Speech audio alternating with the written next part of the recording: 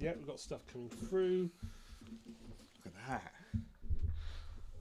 Wait for the various. It's almost like we've done this before. It's almost like we're semi-professional. Oh, Twitch is coming through. And YouTube has come through. There we go. Champion. Oh. Let me just put my phone on Do Not Disturb just in case. Oh, yes. Good shout. Good shout. Now, one important thing we didn't do before we started. What's that? Ooh. Ooh. Oh, blimey. What's the occasion? It's Rand's podcast, episode 24. Amazing. What more of an occasion could you possibly want? What you're saying is doing the podcast, drive you a drink. Drink makes a good podcast. In fairness, right, I did think that because a minute ago you were just playing guitar, right? Yeah. I then find you sat in a damp, dark room. I was like, now all you need is like alcohol and cigarette smoke. It's almost like his first gig. It would have been in a bar. Some kind of random bar in some random place. Yeah, slightly dodgy bar snacks. A pool tail that's missing, only got like sort of 4 balls of each colour. 4 balls on one side, slightly propped up by I don't know, random book. Yeah, random. It's a pile of pamphlets for a local whore. Yeah, like pamphlets and beer mats. I call this one E. Boom. You'll have a record deal by the end of the week. I'm telling you. That was a natural right there. He did both bass and 6-string like a pro. Like a fucking pro. I was strumming, through the fire and the flames within 10 minutes of picking the guitar. That's it. Yeah. Nailed it. Yeah. My previous experience with string instruments was a violin. Mm-hmm. There you go. Exactly the same. Yeah, it's basically the same thing, but it's what's a guitar but a violin turned sideways. That's it. That's exactly the same. Basically the same thing, just a little bit longer.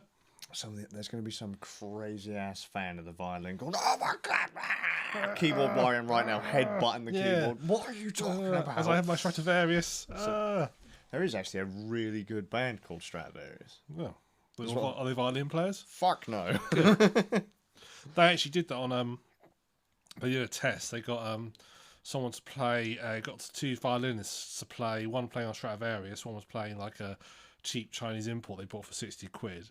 And they asked the audience afterwards, which one did you prefer? Could you tell? Do you think A, they were the same? B, do you think one was a better quality than the other? And if case, which one? And they basically found the audience couldn't tell the difference. But if they told the audience in advance who had the Stradivarius, then they'd instantly. So they said that was the best. That sounded better. The music sounded better overall. Now I did a blind A/B test for bass guitar recently, and I think it was like a cheap £100 bass guitar versus something like it was a £10,000 bass guitar. And they're like, right, it's completely blind. I'm going to play the same stuff on both basses. You're not going to see what bass it is, but I want to know which bass it is. And I got it right. Yeah. So I could tell the difference between I mean, you have got a 50-50 chance of getting it right. But it was so small. The difference was so small. Yeah. Just so small. I mean, it was negligible. One thing I learned, and it's one of those things that you didn't realise you had the ability to do until you actually someone points out to you. All humans who can hear have this ability. All humans have this ability to hear the difference between boiling water and non-boiling water when you pour it. You can tell the difference. Because boiling water is slightly different density and it sounds different. Marvellous. I can see you looking at me thinking, that's bullshit. Honestly. No, I think I've actually done that test before. Yeah, honestly. If you get 2 jugs, one boiling, one not, you can hear the difference. Guy on YouTube did it, and he said, I'm going to ask you, one of these is boiling, one of these is not. You tell me which one it is. And he pulled them both out. And as soon as he pulled the boiling one, I was like, that's boiling water. And so I thought, oh, that's boiling water. It sounds different. It sounds different. Yeah. So, actually, it sounds even... I've just realised. Good day, everybody. I'm TheSuffolkRam. Oh, Skazz. Welcome to episode 124 of the Rand Nerds podcast. I mean, we mentioned what number it was. We're on the right track. We were. So, yeah, I think that was before we started broadcasting. We mentioned Oh, that. really? Oh. Yeah, I think that was. So, episode 124. We've had something to drink. We don't remember that far back. Not long to the first RAM episode. As in, not RAM as in me, as in computer RAM. I don't know, 28. There will be cake, because I've got to bring a cake for the anniversary podcast. And you got to think as well. We've now got to celebrate this day as the day that you played bass and six string. Yeah. Technically, second time you played six string. Yes, I completely forgot I played six string. Apparently, I played it at college. I completely forgot about that. Apparently, I played an E. Yep. Was that an E or a high No, wait, E? or was it an A? I can't remember what chord you played, but I remember you playing a chord. Wow. So, previous experience, you see. There you go. It He was makes a pro. all, He was a makes master all the of it. difference having that previous experience. teacher. Yeah, that was a good chap you got him, wasn't it? Right. So, games we've been playing. Yes. I'll go first, because I know you hate going first. Unless Have want you to go played first. something? I have. Ooh. I'm playing one game which I've not played enough yet to comment on, Right. which is Farming Simulator 2019. Hey, but I'll talk about that more in the next episode when I've built my empire up a bit more. That's a new one.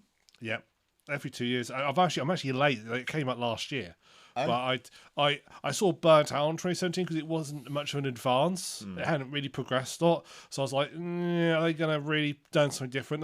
They have Oh, right. made it quite a lot more, and they've really upped the game a little bit. Still bits that are a bit lacking, but they have upped their game. But you can look for that on the next episode of Rand There Nerds. you go. Spoiler alert. Spoiler alert, Rand Nerds Farming Simulator. But this afternoon I played a game called Among the Sleep. Sleep. I've heard that one before. I thought it was going to be a walking simulator, but it's actually a survival horror right. game. Very short game.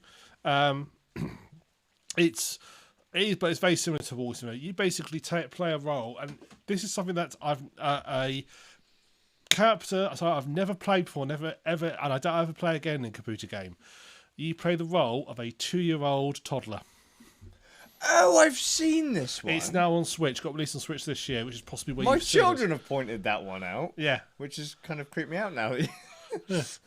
you play as a toddler. I will say they've done some good tricks about making the toddler. They've thought about how a toddler moves. They've made you work like that. Stumble about and... Well, you don't crouch, you crawl. So you don't like crouch to crouch mode, stealth mode, as it were. You crawl on all fours. But this is something. And as you walk around, you sort of like your camera sort of wobbles back and forth, like you're a bit unstable on your feet. And if you run too long on your feet, you fall over. Oh, And you then fall into crawl. Yeah, and you can't jump, but you can clamber. I would just like to randomly note, bloody raining. It is. Shall I push the door too, so we don't get too much? Ta-da! One hand, I managed to close the heavy door. Pro bassist. Yeah, we won't be able to get. Yeah. No, we Yeah. can't go back out though. Yeah. We're going to get mugged by I your was fans. one of those doors that once you close it, that's it. You're stuck in there for life. Oh, okay. Oh well. Some might rescue us eventually. So you fall over. You fall over. It's but it's funny how you do actually sort of when the first time it happened to me, I thought, oh yeah, that does happen to toddlers. They do fall over. They basically laugh all the air machines. I've not done any pooking yet. Well, you don't do any pooking for the whole game, which I was a bit disappointed with. I was going to say toddlers do that all the time. Mine did. I don't have kids, but my knowledge of toddlers is they wander around, fall over, and poo and pook. My youngest, before he toddled about, he used to scent mark. He would. So that's what we used to call. Okay, so it's going to be embarrassing for the little guy. Okay, when he was really little. In 10 years' time, when he's brought his first girlfriend round, you're going to listen to this podcast, isn't he? Hey, I've already called him a dickhead live before as well, so don't worry about Yeah, it. I think it's fine, but tell me he's scent mark. Well, Was it a cock in the leg, or was it rubbing the head against things? A bit of both. A bit of both. No, so after we used to give him his baby milk, he would crawl, and as he's crawling, his little belly wouldn't be settled properly, so he'd throw up a little on the floor, so you could tell where he'd gone. Bless him. Or like you'd got to give him a hug and burp him. My eldest son weren't like this. I can't decide that's more or less disgusting than the alternative. Cute as fuck, mate. Oh, it's cute. Oh, look, he's just thrown up. I'm wondering on the about where's Noodle gone? Oh, there he is. There he was. There he was. Follow the trail. Bless him. But was it actually a trail? Or was it like just one sort of? Bleh? Look, no, just like little blobs.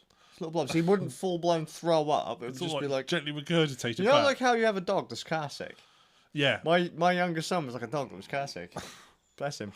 Oh. He was so sweet. He was so sweet. Then he grew up to be a little bastard. I love you, Noodle.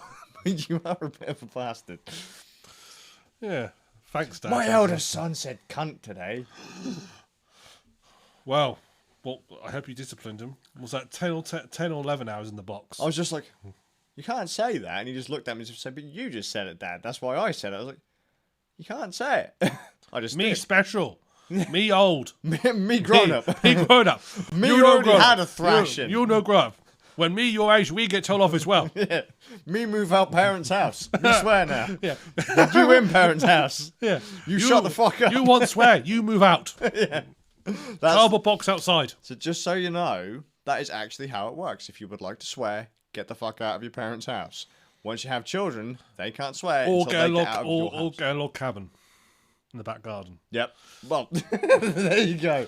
So, I swear the fucking if I ever time now. walk past your house and I hear you fucking bastards, god wankers, oh you cunt. You won't because it's very good insulation. Oh, he's soundproofed so his parents Someone can't like, hear it. I think Nick's having a seizure again. Ram, mate, you're right.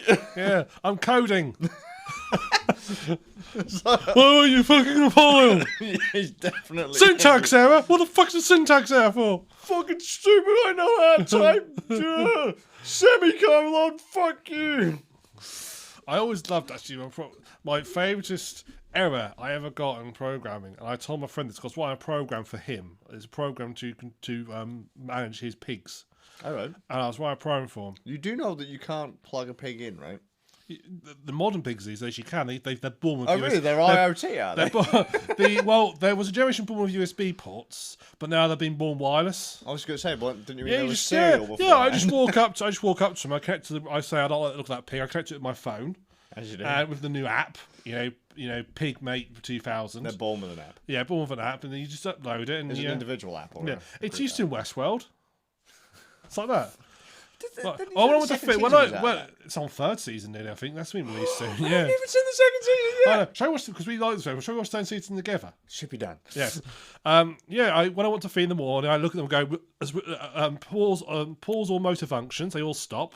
Put the food down, get out, resume all motor functions, off they go. I just saw that. I bet you wish that was a fucking thing. It would do at the moment because there's one group which are biters. Oh. And as soon as you walk in, and they're big enough now, they sort of grab back. You just feel the backs of your legs and they're pulling you. And they are big enough that if they really went for you, they could pull you down and have you. So, why? I normally throw food in first to distract them. That's like there's a Terry Pratchett line. Oh, the nurse. I can't remember what the line is, but something to the effect of like, the nurses are like devils, so I tend to just throw a handful of chocolates in one direction and run the other whilst they're distracted. Well, see, in summertime it's fun because you throw a load of food and they get distracted by the food, then you jump over the electric fence, which is still switched on, leg it across the pen, pour the food out, and leg out the other side. So what you're doing, you're saying to me that you're doing like some kind of 80s action movie sequence. Trouble is, now the pens have got muddy, you're like sort of you sink as soon as you stand in, so you sort of slow down. I can just imagine you combat rolling and sink them like half a foot into the mud. Yeah, so it's getting a bit more interesting now. Yeah. So that's going to be the next action film. Yeah. The next Pig Hard action film. No, that sounds wrong. Pig Hard sounds a wrong type of film. Yeah. Yeah. Die Pig, that doesn't really work either. Die Pig, they do a lot. They end up on my plate quite regularly. Bless them. Squeal, squeal, squeal. Now I have a machine gun. Oh dear. Squeal Kaye, motherfucker. Sow fucker. I need to watch. You know what? I heard people don't like Die Hard 3. I love Die Hard 3. I like Die Hard 1. Yep. I tolerate Die Hard 2. I hate Die Hard 2. I don't like any other Die Hards at all. I hate Die Hard 2. I watched them. I've watched them. I think Die Hard 3 I've watched twice, and both times I disliked it. Mm-hmm. I've lost track now how many there are. There's 5 now, isn't there? Right, let's see. The first one with first one was Hans Gruber. The first one's the best Christmas film ever. I love that film. Yeah. Second one is the chap at the airport. I hate that one. That's not good. It's not Third terrible. one's with Samuel L. Jackson. Yeah, I didn't like that one at all. Well, that was all right. My bad. It tied into the first one. Yeah, it tied into the first one a little bit, but it's just at that point he looked too old. Yeah, I suppose. Yeah, he just didn't look. It was too. 4. He definitely played the role well in 4. 4 was better than 3. I will give 4 that. The annoying dimwit dad. Yeah, I'll give 4 better than 3. I will give it that. But it's trouble is it got too much. All the stunts that happen in Die Hard are believable. You could actually think someone could actually do that. Die Hard 2 pushes it in a few places. But 3 and 4, they get ridiculous. They get They get so What over was the wrong top. with 3? I'm trying. It's been so long since I've watched it, but I'm Train watching Station it. was a bit of a... I'm watching it going, that's ridiculous. That couldn't happen. Yeah. To be honest with you, it's so long ago since I watched it. I can't. Okay. I've sort of merged them all together. I know the bit where he jacks at the exploding helicopters for 2. Or, He takes out a helicopter with a car in 4. Yeah, that's another silly That bit. was a bit derpy. Then he takes out like a Harrier jump jet or something like that with a fucking truck in 4. Yeah, that's just ridiculous. So that, yeah. I like the story of 4, but there are some bits that I'm like, dude, come on. That's like a 1 in a million chance you'd survive that. That would never happen like that. Your ass would be dead. You see, the trouble is, Die Hard works. Die Hard comes from a generation of films where the main character was just a guy who, who wasn't the best of this, wasn't the best of that, but could sort of work out. But then for some reason now, it seems like all movie protagonists now have to be. They can't just be, oh, this is a person in the village who happens to be an archer. No, they are the best fucking archer in that village, nay, the whole country. Can I throw out there the one series I did like was this over the top is John Wick. Up until John Wick 3. Yeah. Fucking hated that film. There's another sort of style, so over the top that becomes silly and becomes a cartoon. So Kill Bill fits in that. Kill Bill, so over the top. I don't mind Kill Bill because it's ridiculous. I wasn't a fan. No, it's absolutely ridiculous, and it just sort of like worked for me because it's just so silly. It's a cartoon now. I don't worry about it. Yeah.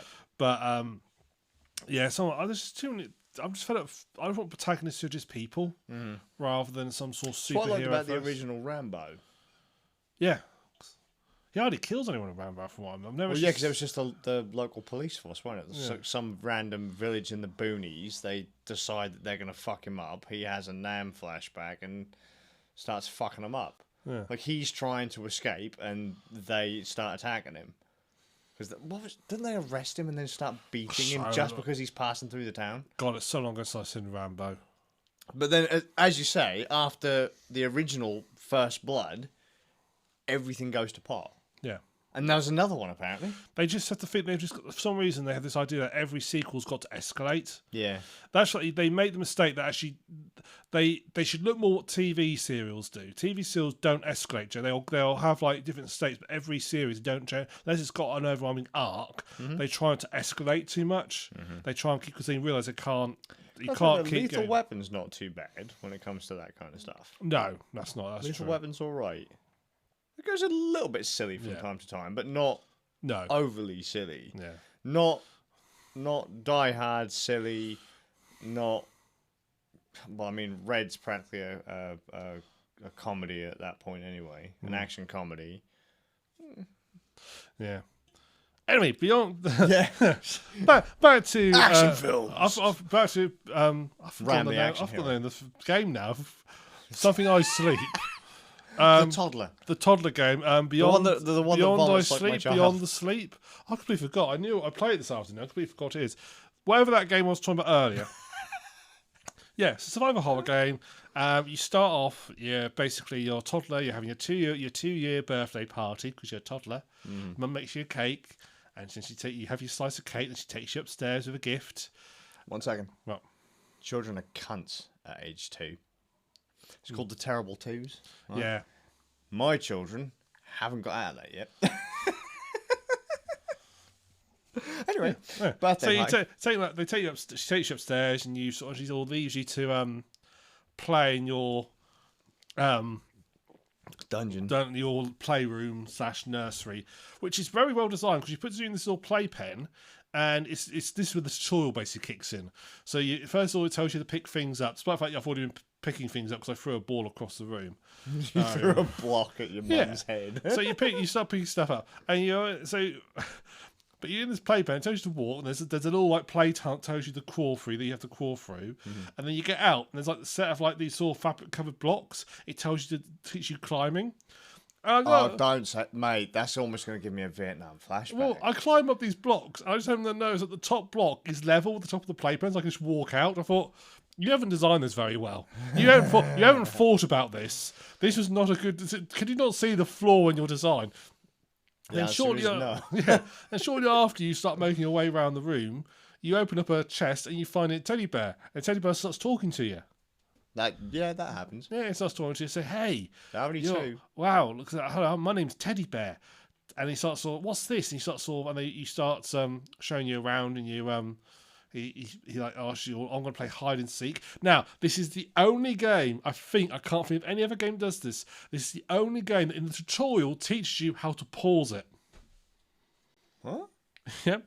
He says, right, play hide and seek. Yeah. I'm going to hide this thing. Now cover your eyes. And it says press the escape button to cover your eyes. So I press escape, and then you cover your eyes, and it brings up the pause menu. But what if you don't know where escape is on the keyboard? What if you've only ever used the computer for the first time that day? Well, luckily, escape is written on the keys.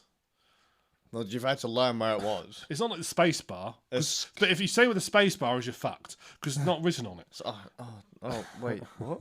What's space? A. G. And don't get me started on the numpad. Now that really will throw people off. Oh, hang on. Wait. What's a WASD? Oh my god. Look, you need to give up. But, I mean, console games have got it easy. Press the start button.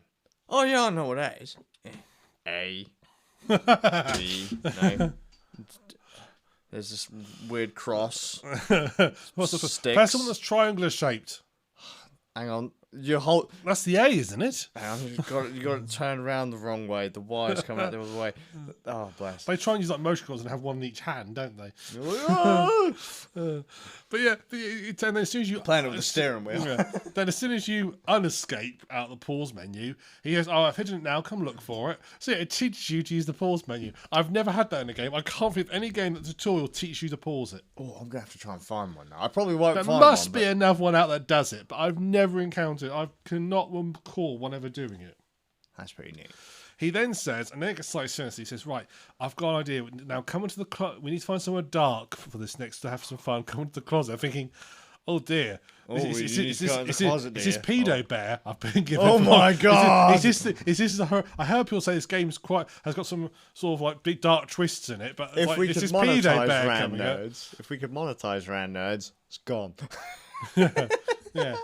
No, if you want to go, I can tell you one. I can do one thing right now that will get us kicked off the air. Free Hong Kong, right? Oh, wait, is that going to be a feature later? Is that going to be on the next later on the show? Are we going to talk about that? I have debated talking about it. The chaos that's been going on with Hong Kong and China. Well, I am curious because I've heard a few bits, but I'm not entirely sure what the fuck's Well, going on. we'll revive the news section later on, and we'll try. Oh yeah, we've been the news. I forgot. And we'll try and muddle through it. Excellent. One second, because it's been that exciting so far. Is that one or two? Two. Oh, right. Pace yourself, man. I am pacing myself. Look, we've established alcohol isn't my problem. It's people. Yeah. So as long as I'm not in a room of more than I don't know, 3 people, I'm generally okay. I can drink as much as I want. As soon as I end up in a room of more than, say, 3 or 4 people, I'm going to hit the floor, I'm going to throw up everywhere, I'm going to be in a cold sweat, I'm going to look like I've got epilepsy. Do you think you get passive alcoholism? I do act up a bit when everyone else is drinking. I've got to be honest, if I see a load of people drinking and I haven't touched a drop yet, I act like a right dickhead because I feel I've got I know, you've been to the pub with you. It's great, isn't it? We haven't done pub in a while. We need to do pub again. We do. What was the last time we went to the pub? We went with Bud, didn't we? Jesus Christ, that was years ago. Yeah, it must be. No, we've never been to the pub. Yeah, it must have been with Bard. Yeah. Yeah, I can't remember going with anyone else. Yeah, Middlemeister, aren't you traitorous bastard? Yeah, no. I mean, admittedly, rocks can't drink. No, that's true. You can pour water beer over it. Pour a beer over the I'm drowning! I'm drowning! That would be great. What we need to do is we need to find Middlemeister, the rock, pop it on the table, and I will buy and pour, I hate to say it, I will pour a pint over the rock. I'll put a bucket underneath it. Well, it's something like Beck's, which is basically goat's piss. Yeah. That's... Bud. Yeah, Bud. That's not... I might disintegrate the rock at point, but... Yeah, it just dissolves away. It's like, bloody hell. It's like so low quality. I thought Budweiser was just water. It's like, hang on a minute, the table's gone as well. There's a problem here. It's like, guys, you do know that... That's just tramp's piss, isn't it? Yeah. It's the fucking most brutal stuff you could possibly drink. The bear takes you into the cupboard. Sure. And he gets you to hug him. Why would you need to go into the cupboard to hug the bear? Because When you're scared, you need to hug the bear. When you hug the bear, he glows and is basically a flashlight. I haven't got a bear. Well, you're doomed then. You can't just. If you're scared, you've had it. Can I hug my guitar? If you're scared, if this was the arbitrary dark heresy, you'd be like you're saying, you'd be falling towards chaos, basically. God damn. I think you've already fallen towards chaos, actually.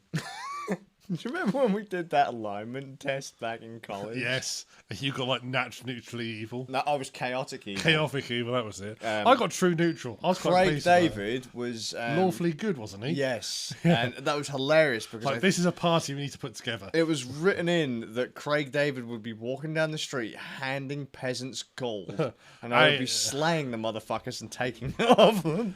And he's just got back from the pub, apparently.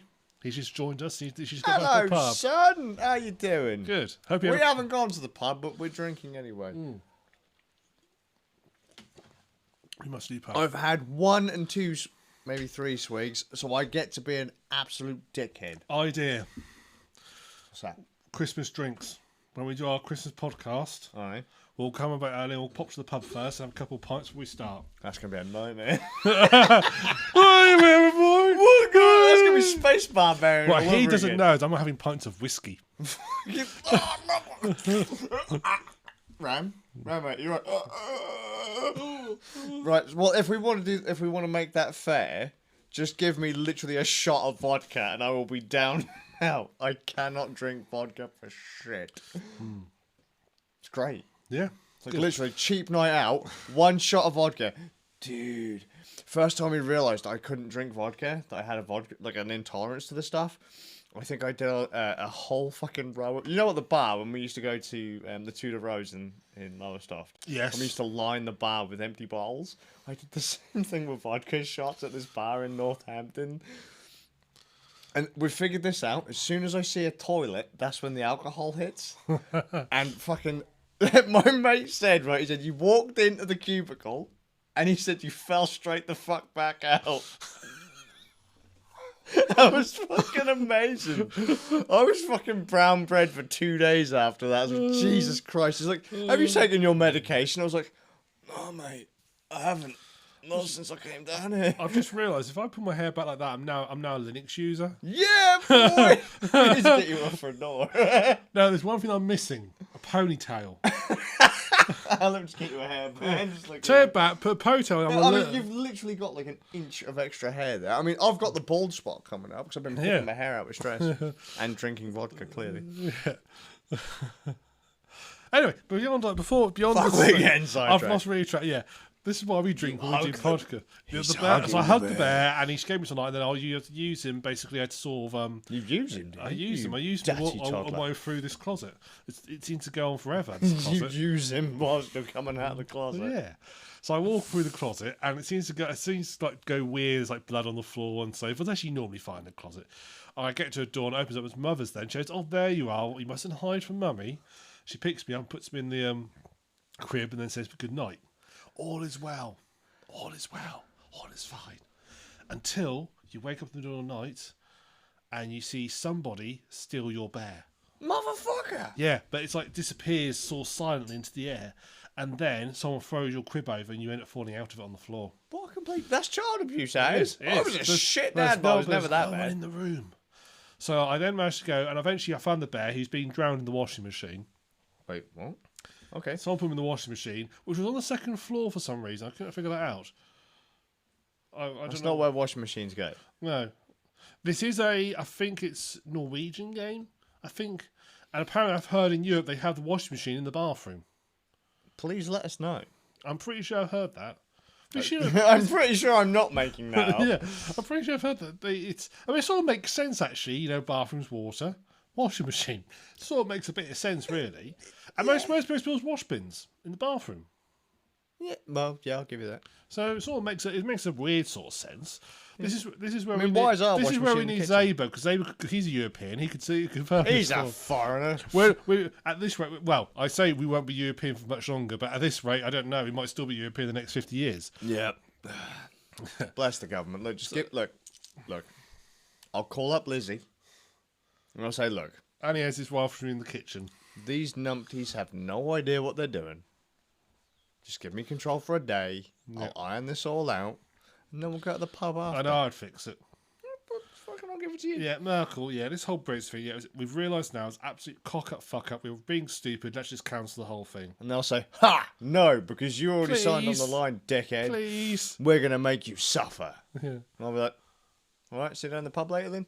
And they'll be like, Okay. all right. That's how you solve Brexit. Just cancel the whole thing. And just turns out it's just like a bunch of college students. Hey, fucking wanker, you made a right mistake there, didn't you? Yeah. So, yes. Yeah, we did. Yeah, we did. I'd had a few too many. Yeah. You obviously didn't have enough. No. I told you the general public were fucking thick. Look, we gave them a chance. All right. So what basically then carries on back to the game again. Do you know what? We've been going half an hour and I feel like about 5 minutes on this game, split over the course of the half an hour. I'm not going to edit it out. Good. So perhaps you can edit all the bits in between and I can have a consistent thought process then. No. I might do an outtake, but no. Okay. So half an hour later, we're nearly getting to the end of this game. It's not a very long game. I think we're going with this way. We'll spend more time talking about it than playing it. So you rescue Teddy Bear. He says we need to get something weird's going on. We need to go find your mother. And you go downstairs and you eventually find and she's not in her bed.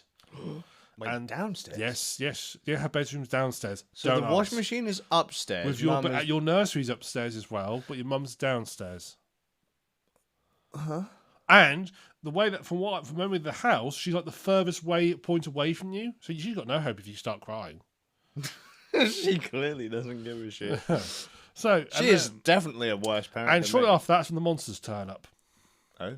And it just gets weird after that point. You know, you find yourself. It's.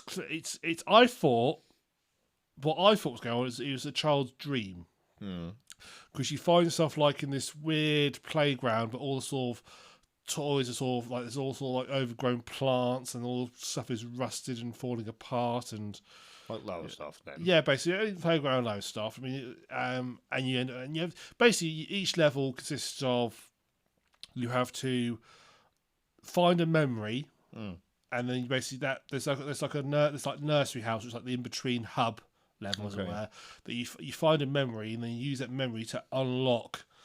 By the next level, once you find all 4, you can then get back to the real world and see your mother. Okay. And each level, the memories are on. The memories are usually locked behind something, so you have to use, a mixture of stealth or puzzles to try and get to it. So I take it this is a kind of a it's not side scroll, and it's it's first person. 3D. Oh, first person. First person 3D. And you have to basically walk.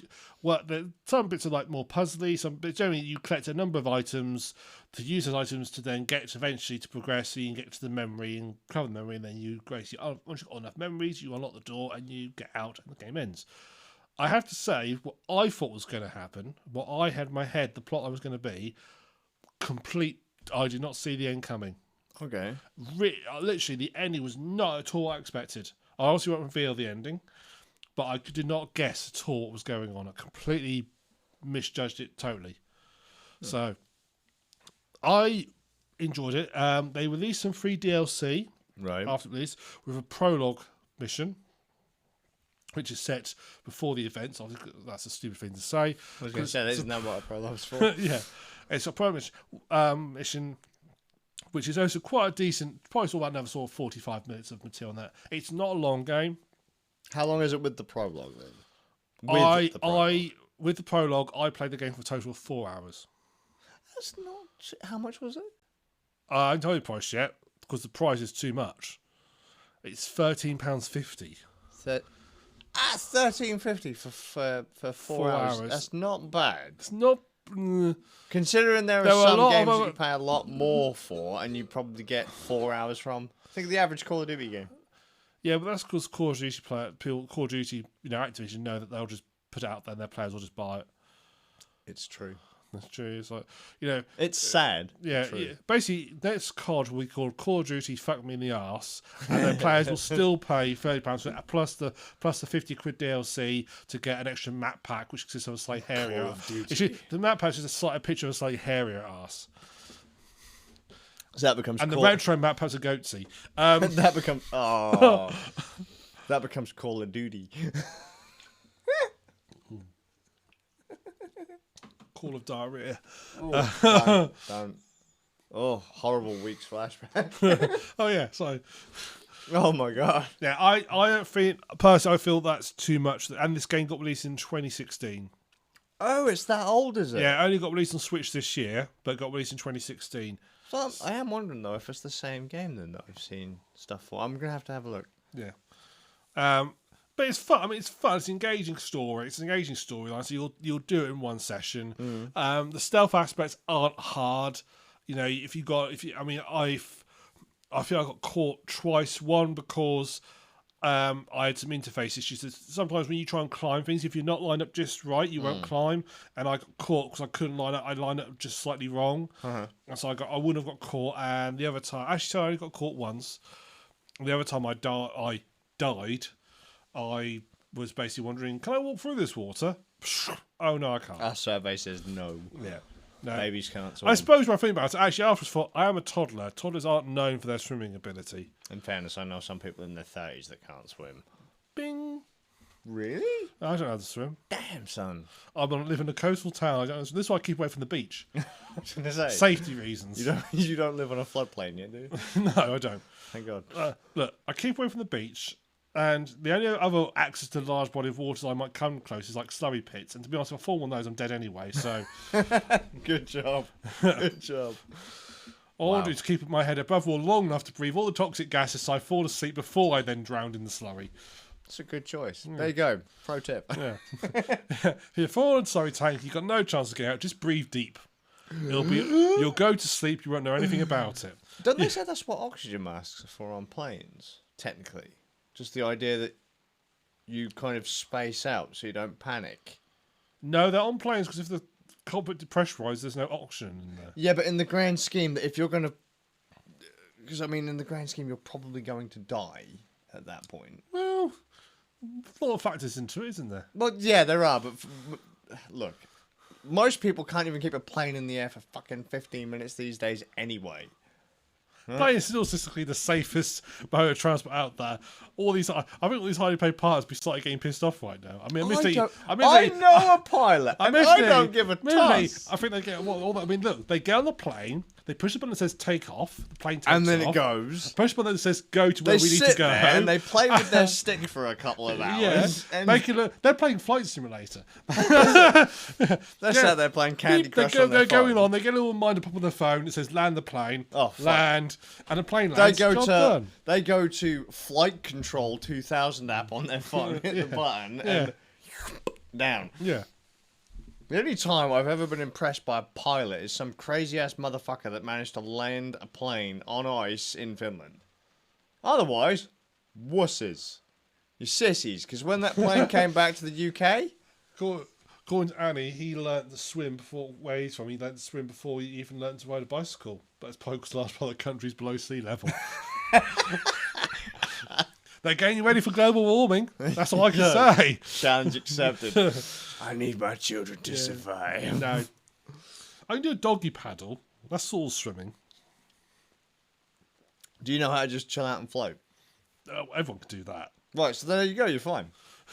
Just I hope the current is going the right direction for me. Well, mate, if you can float, just fucking Nick, just scull it. Turn round, you're going out to sea. I'll come back eventually. All right, mate. See you in. Oh, I don't know. 2 months later, I wash up on China. So, it took me a while to get back. It's like fucking Ping starts talking to you. You were taking the piss out of me in that podcast. Ah, shit. Oh no. Don't worry, I'll have him on speed dial. Oi, you found Ram yet? Yeah, can you send him over? So for Christ's sake, send 2 him. months later. Point him in the general 2 months direction. later, a shipping container lorry appears at your front door. It's like, oh, With delivery for you, Mr. Skazz. the fucking lorry, the container drops. Oh, hey, there we go. Open it up. Lorry fucks off, leaves a container there. He just leaves it in my street. Yeah. It's like, oh, my neighbours aren't going to be happy with this. Good sir. Just like fucking get the bolt cutters out. Fucking pull it open. Ram, mate! Where you been? I've missed so many podcasts. Yeah, boy, I'm in control. I've got a big old beard down to your knees. Malnourished, basically just bones. I sound like, all I've been able to do is lick these stamps. I was like, what the fuck are you in a container full of stamps for? Oh no! It's the most British thing I could find. I believe all this fake money they shipped over here.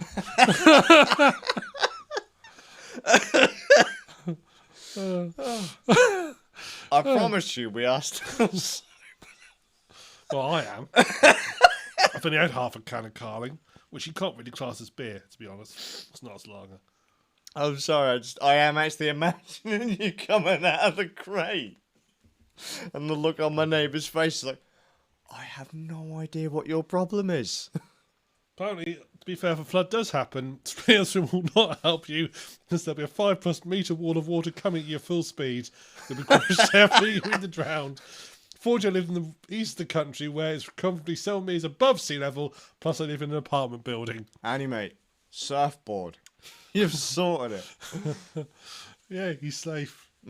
Anyway, that's Beyond the Sleep. I said I would recommend it, but on sale. Okay, cool. Cool. I mean, it doesn't sound too bad, look. Length versus amount you pay. A bit much for me. Sure. If it was 7-8 quid, no, I would say fair enough. But on the Nintendo Switch, that's probably about £70. Possibly. That's how it normally goes with Nintendo Switch. Hey, that game came out 10 years ago. £5 million. Sounds like a fair deal. I can carry that around with me. Think about it this way, okay? People complain about old games costing more, but look, old wine costs more than new wine. It does. Look at houses. Games have been aged. They've been aged, they therefore cost more. Houses, you're right. I'd like to know how my house keeps going up in value, yet the bricks haven't changed once in fucking over 70 years. It's like, wait, but if I buy a car, does that go up in value when I drive it off the forecourt? No? Then why is my house going up in value? Yeah. Are you gonna change all the bricks? No? They're still going up in value. Yeah, unfortunately, there's not enough demand. There's more cars than demand, and not enough houses. What? Look, then we need to start demonetization alert. Getting rid of people. Yeah, there's just too many of them. I'm sorry, right? I've left you a questionnaire underneath wherever you're sat. Sorry. Feel free, reach under the seat, fill it in. If you don't have a pen or a pencil, you're gone. Just back to Annie and his plans for when global warming hits. All right. I haven't surfed in 3 decades, but I guess I'll relearn fast enough when the time comes. Good job, Annie. Yeah. Man. I'm doomed. He'll be the only person out of all of us that survives. And you'll have to take over Rand Nerds podcast when we're both dead. Plus, he'll come rescue us. We camp out the roof. I can just imagine that Annie's surfing. We're sat on the roof of the house, in your house. For some reason, it happened doing a podcast. Yeah, we've still got a live stream going. Why not? We're on the roof of your house, getting cold, getting wet, and all of a sudden you just hear the sort of and it comes to us. Hop on, lads! We're going to the... where you been, mate? We hop on, we grab the mics and the laptop and the camera, obviously. Yeah. Fucking still doing the podcast. Yeah. I can just imagine all 3 of us on our surfboard. Always with the surfing pose. Yeah. Well, I don't know the surf, so I'll just be sitting on the end, holding on. Look, you're sat on the end. We'll be wearing Hawaiian shirts and fucking grass skirts. Best podcast ever. There you go. Rand Nerds End of the World edition. That's gonna happen. Yeah. Annie, learn to surf. It's gotta happen. No one our luck would just bin it and end up in the water and die. Good job. That'd still be a great podcast. Jinx, the world would be like, finally it's over. They've gone.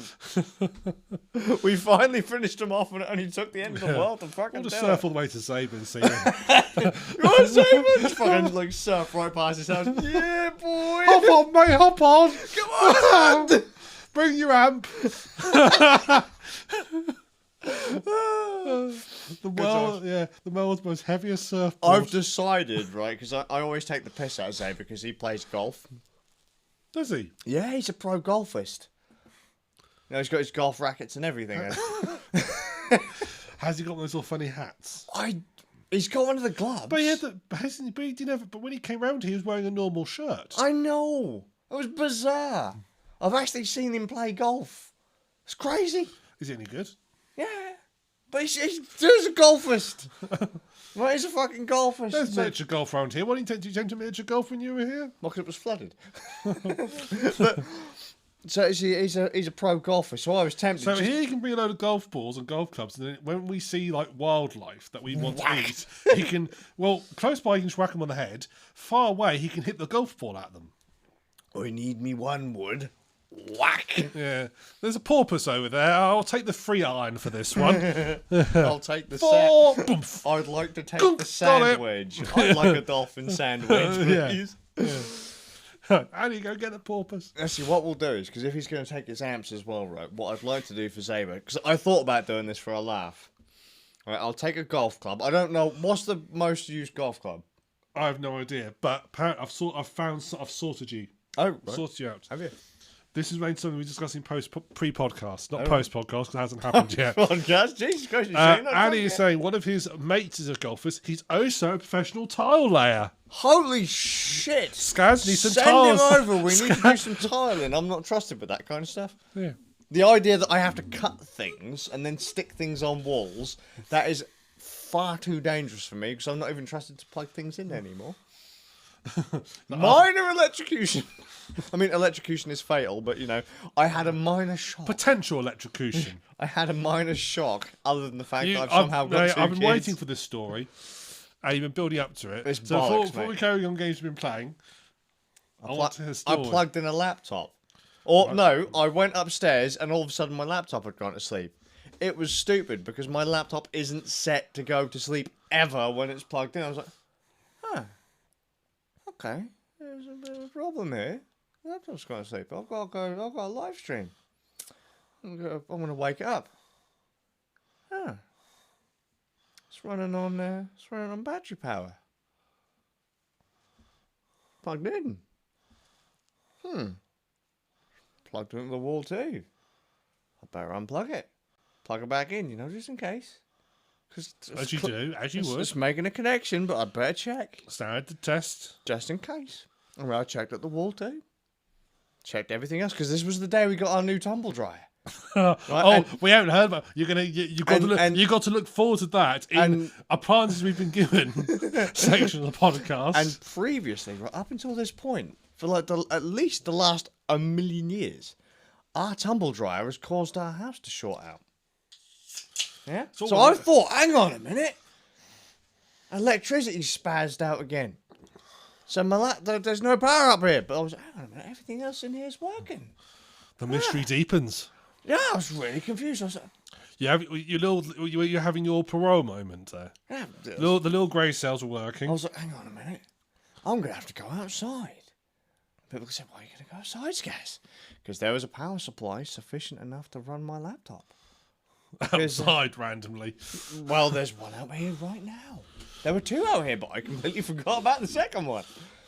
Because, you know, that's how it was. So I grabbed the power supply. It was fine. And I walked inside. It's like Jack and Nori. And I plugged it in. And you know what? It worked. And I was like, I wonder then, if I disconnect the cable that came with this power supply and plug it into the one that wasn't working a minute ago, how is this going to go? Well, let's just say I was a bit I was a bit surprised. It's rather shocking.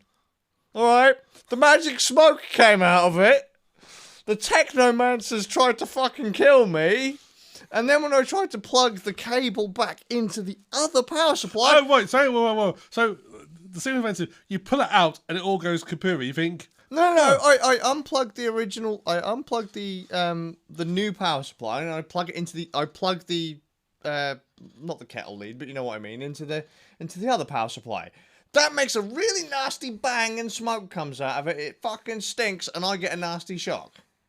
So I go for round 2. As you do. Because why the fuck not?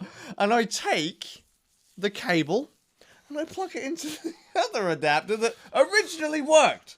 Well, let's just say it doesn't fucking work anymore. And right at this point, I'm in a lot of pain.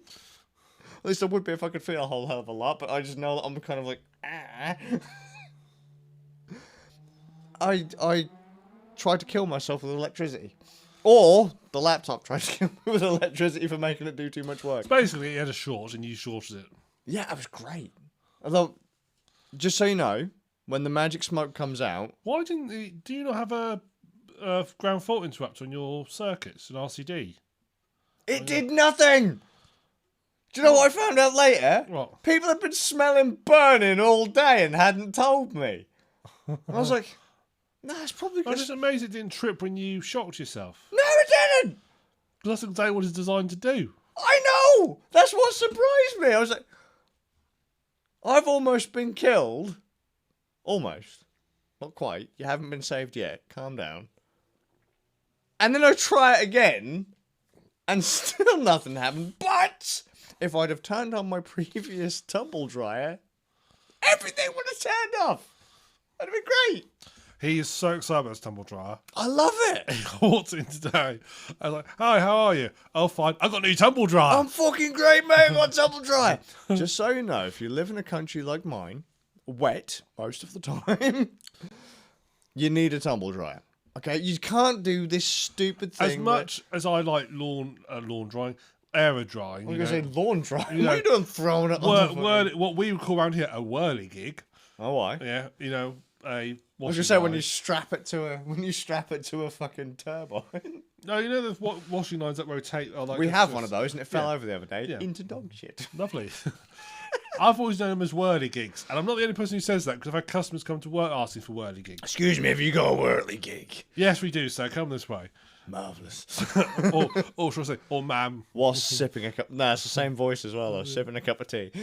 So, yeah. So, I must admit, there's always there's more of a freshness you get from a tumble dryer. I don't use them when I don't need to because they are wasteful. Yeah, for sure. But there's a certain freshness you don't get when you put your clothes on a whirly gig. Yeah, but even when Look, we could be... Why are we discussing this? Hottest day of fucking summer and are still pissing it down with rain in the UK. People keep saying, look, California, blue skies, fireball in the sky. What the fuck's that blue stuff you're trying to show me, you lying bastards? Yeah. Take a picture of it. It's fucking grey, mate. And what's that fireball? I've seen that in Skyrim. You're talking shit, mate. That's something game developers made up. Draw distance here ain't that good. It's fucking wet. I mean, pop up. It's like, Christ, hang on. If I walk for... No, still not here. You're not lying to me. It's too wet for that shit. Yeah. Fireball can't stay up there when it's raining all the time. I must admit, as we speak, I have clothes going in the tumble dryer as we speak. Good choice. Including my pyjamas, which I'm looking forward to getting in tonight because they'll be lovely and fresh and warm. Pyjamas. I should probably get pyjamas. I do wear pyjamas, but I've got like grandfather pyjamas. I've got the proper shirt. Oh, with the button buttons, and a little pocket. I'm proud of it. proper I had a full-length pair legs. of those, but I don't know where they went. Yeah, I have them all winter because I tend wear them instead of a dressing gown. Yeah, fair that. I did buy a new pair actually because mine's a bit worn. I would like to throw out there, I would very much like to get a pink pair of pyjamas, but the shirt deal. And it's the amount of new Fear Tractor skits is skyrocketing for this exciting episode of Random. There you go. See? Fear Tractor.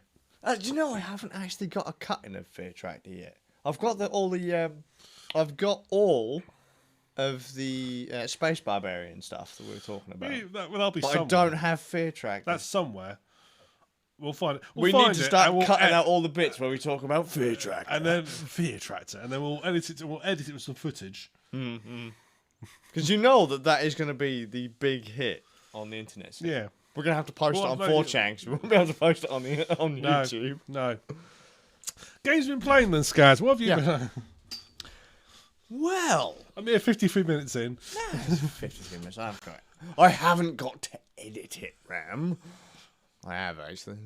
Fuck's sake, what am I doing? I have to watch through it again. To find the You show poor notes. bastard! I have to sit there on my laptop. I usually sit there. That made me chuckle when you said, "Oh yeah, mate, I used the live stream for the show notes." Like, ha! Cut all that out. I haven't changed it. I just assume that. So like people start clicking they start clicking the little He annotations. discussed these games last episode, but they're not in the podcast at It's all. like, oh wow, he discusses this at I don't know 20 minutes and 3 seconds. What the fuck is this? I'm not that thorough. Oh really? Oh. No, I usually put You slacking motherfucker. no, I usually put a paragraph saying what whoever discussed the game first, what it is. A paragraph of the sort of the main bits. What are you gonna do with this one? Pain. Ram and Skazz drank. Oh no, because at the end I said, and we also discussed colon, and it'll be like tumble dryers, whirly gigs, Vomiting children. yeah, surfboarding, The end of the world. end of the world, surfboarding, Bluetooth pigs, and pubs. Now Skazz watch. getting violently sick. What's this? What's that TV show where they talk about all this stupid technology stuff that's on Netflix? That TV show they took all The really out there. Oh look, social media has taken over the world, and if you haven't got a proper Black Mirror. that one. Never seen an episode of Black Mirror. Apparently No. the first episode of a guy fucks a pig, I've been told. It's shit. But I imagine that 2/3 of what we've just said will either end up in Fear Tractor or Black Mirror, you say? Yeah, Black Mirror. There you go. Just so you know, you had it here first. There we go. Royalty check, please. You're welcome. Games we've been playing. But the guy who writes most of Black Mirror also previously used to be a games journalist for it went bust in the I think early 2000s. It went bust. It was I think it was PC Informer. Loads of places went bust. No, it was a game magazine, but he was a writer for this. Well, clearly weren't good enough then. Apparently, people thought it was incredibly popular, but it was not that popular. Yeah, clearly not. By the way, Anyway, if you think you're really good and you fucking failed financially, you're not that good. Or you're not good enough for selling out. That you can buy a casino in Vegas and make it lose money and make it go bust, and you're not a business genius? 2 thumbs up. It worked for Trump. He's a business genius, and he managed to lose money running a casino in Vegas. How do you lose money running a casino in Vegas? I don't get it. Ow, that's kind of hurt my head a little bit. Yeah. Did he? Yeah, he bought a casino and it ran, and basically it all went tits up. Don, I'm going to be calling you later. You better have an excuse. If not, I'm going to call Kim. Get it sorted. Kim and Donald, see, they'll share messages about that before you call them. They'll be synchronising their stories. Because they WhatsApp each other all the time. Tell you what, do it now. You've got warning. Do it now. Then I'll call Vlad. And then we're fucked. Alright? Then I'll call Ram. And then Annie will surface to the promised land. Games we've been playing. Games I've been playing. There's a Photoshop waiting to happen for that surfboard. I've mentioned Brutal Legend before, right? You have. So I don't need to talk a huge amount about it again, other than right now, if you would like to play Brutal Legend and you haven't played it before, it is currently on sale on the Xbox One for £4. All right. But do you know what I thought, honestly, for a second, the way you're sort of about to phrase that word, I also thought you were going to say the Ouya store. I thought, hang on a second. That's fucking gone, mate. Yeah, that's what I mean. That's what's going to throw me. God, I wish. You know what I want? Because the reason I'm speaking about Brutal Legend is that we started playing Brutal Legend on stream a long old time ago. And I never finished it. I was like, you know what? I'm going to, it's going to be my second or third playthrough of the game. I'm going to finish it on stream because I can't be fucked to play anything else because gaming these days sucks. I want to see Brutal Legend on the Nintendo Switch. Jack Black, listen to me, mate. Please. Alright, I know you've got the D, but please. Call up the dude who did Psychonauts. Tim Schafer? Him. Call him up. Say, Tim, if you don't call him up, I will.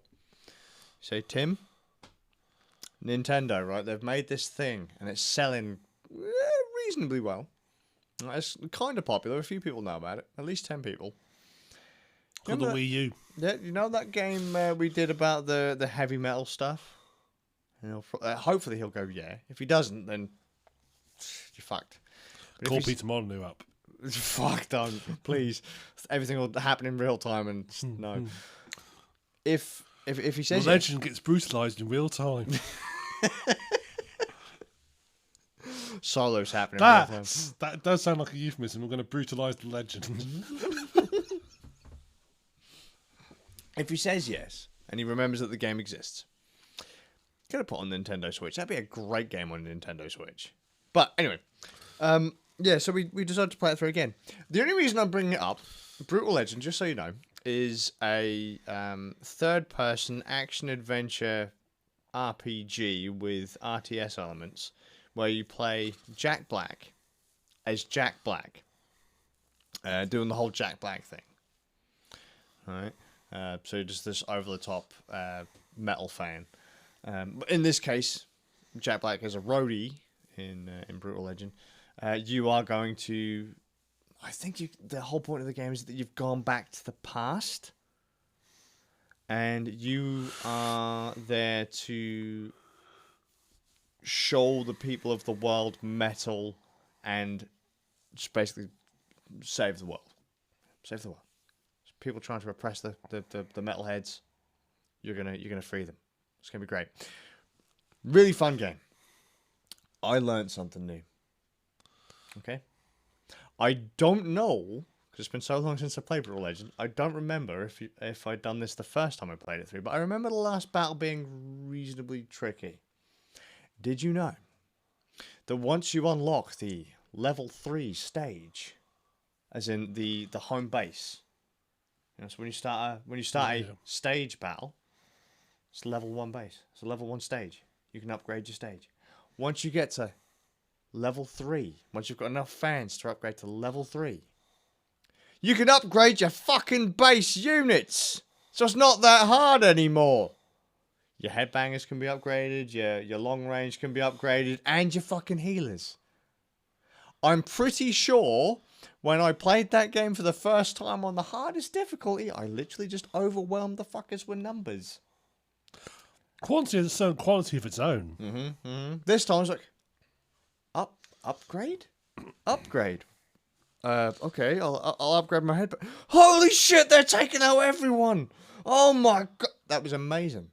It was very metal. And I was only playing the game on normal this time through, and I was getting my ass handed to me until I found the upgrade button. So how the hell I played it on the hardest? Because I was younger, and I was more metal back then. Yeah, better reactions. I had more hair. I was, free. I actually played a guitar back then, so I knew what the fuck was going on. Because you need to do that to be able to play Brutal Legend. You don't. Yeah, I learned that you can upgrade your units, and it's still amazingly fun. Just to drive around the world that is inspired by many an album cover. It's great. Okay, there you go. Brutal Legend. Great game. On sale. You can buy it everywhere. Linux, Windows, Mac.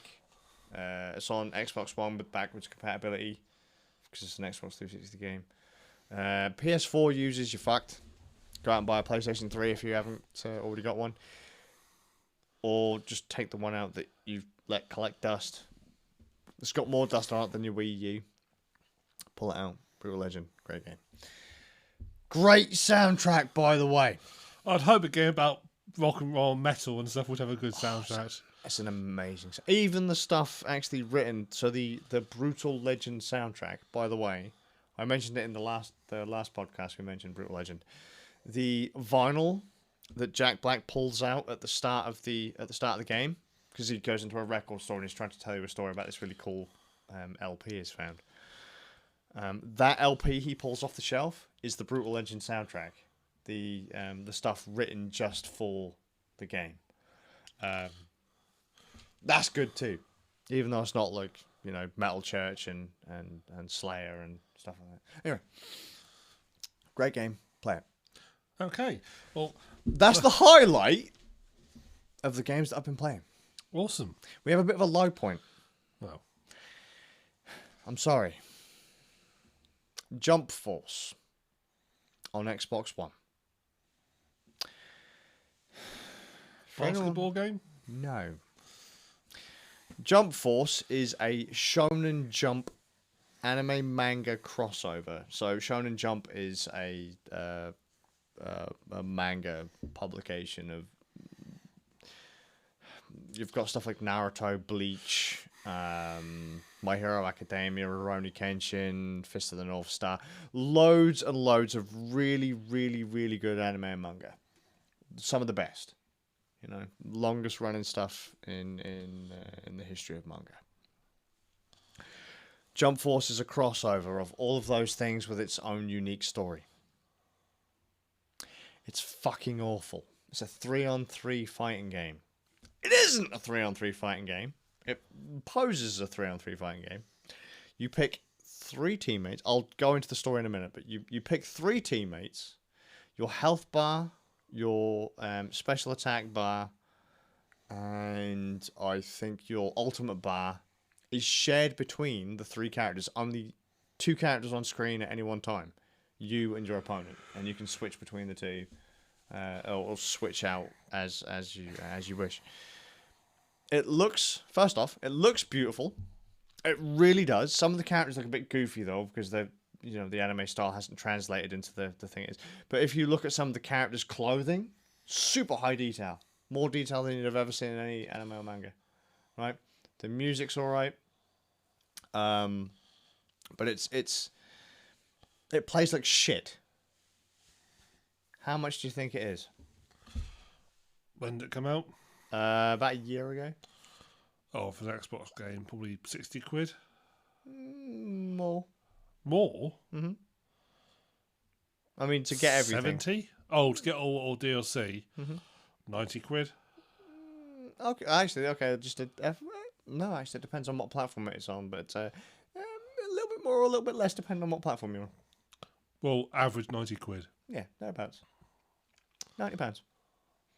Okay, so what I gather about Jump Force is it seems to be a shitty style Dragon Ball Xenoverse game. I've mentioned Dragon Ball Xenoverse before, right? Where it plays kind of like a fantasy style online game where you have a hub world, and then there's like random single player missions you can do. There's random multiplayer missions that you can do by just go to the desk and you pick single player or multiplayer and you do pick a fight with these characters, or go and do this random story mission, or eat a sandwich, or some shit like that. Xenoverse is cool in that the story mode actually makes sense. Well, that's a bonus. And because it's a Japanese game making sense? No. Well, Jump Force is, as I said, it looks beautiful. Looks beautiful, plays like shit. Like, as in the frame rate. I've seen it, and I can only estimate here, dips as low as 15. 15? I've never seen it go anything higher than, say, 30. So no optimization then? No. I mean, it would be really handy if people developing it knew what the target platform was in advance and knew what the hardware they were dealing with, to make sure the game ran perfect on that hardware. It runs that would like be really shit. helpful, wouldn't it? It runs like shit on every platform, and the funny thing is, I've heard, I don't know if this is true, the Xbox One X version offers 4K support. They can't even get 1080-30 running properly on the other platforms. I think PC runs at 1080-60. PC. You have to have PC, but like a super powerful PC to actually to get it to run smoothly.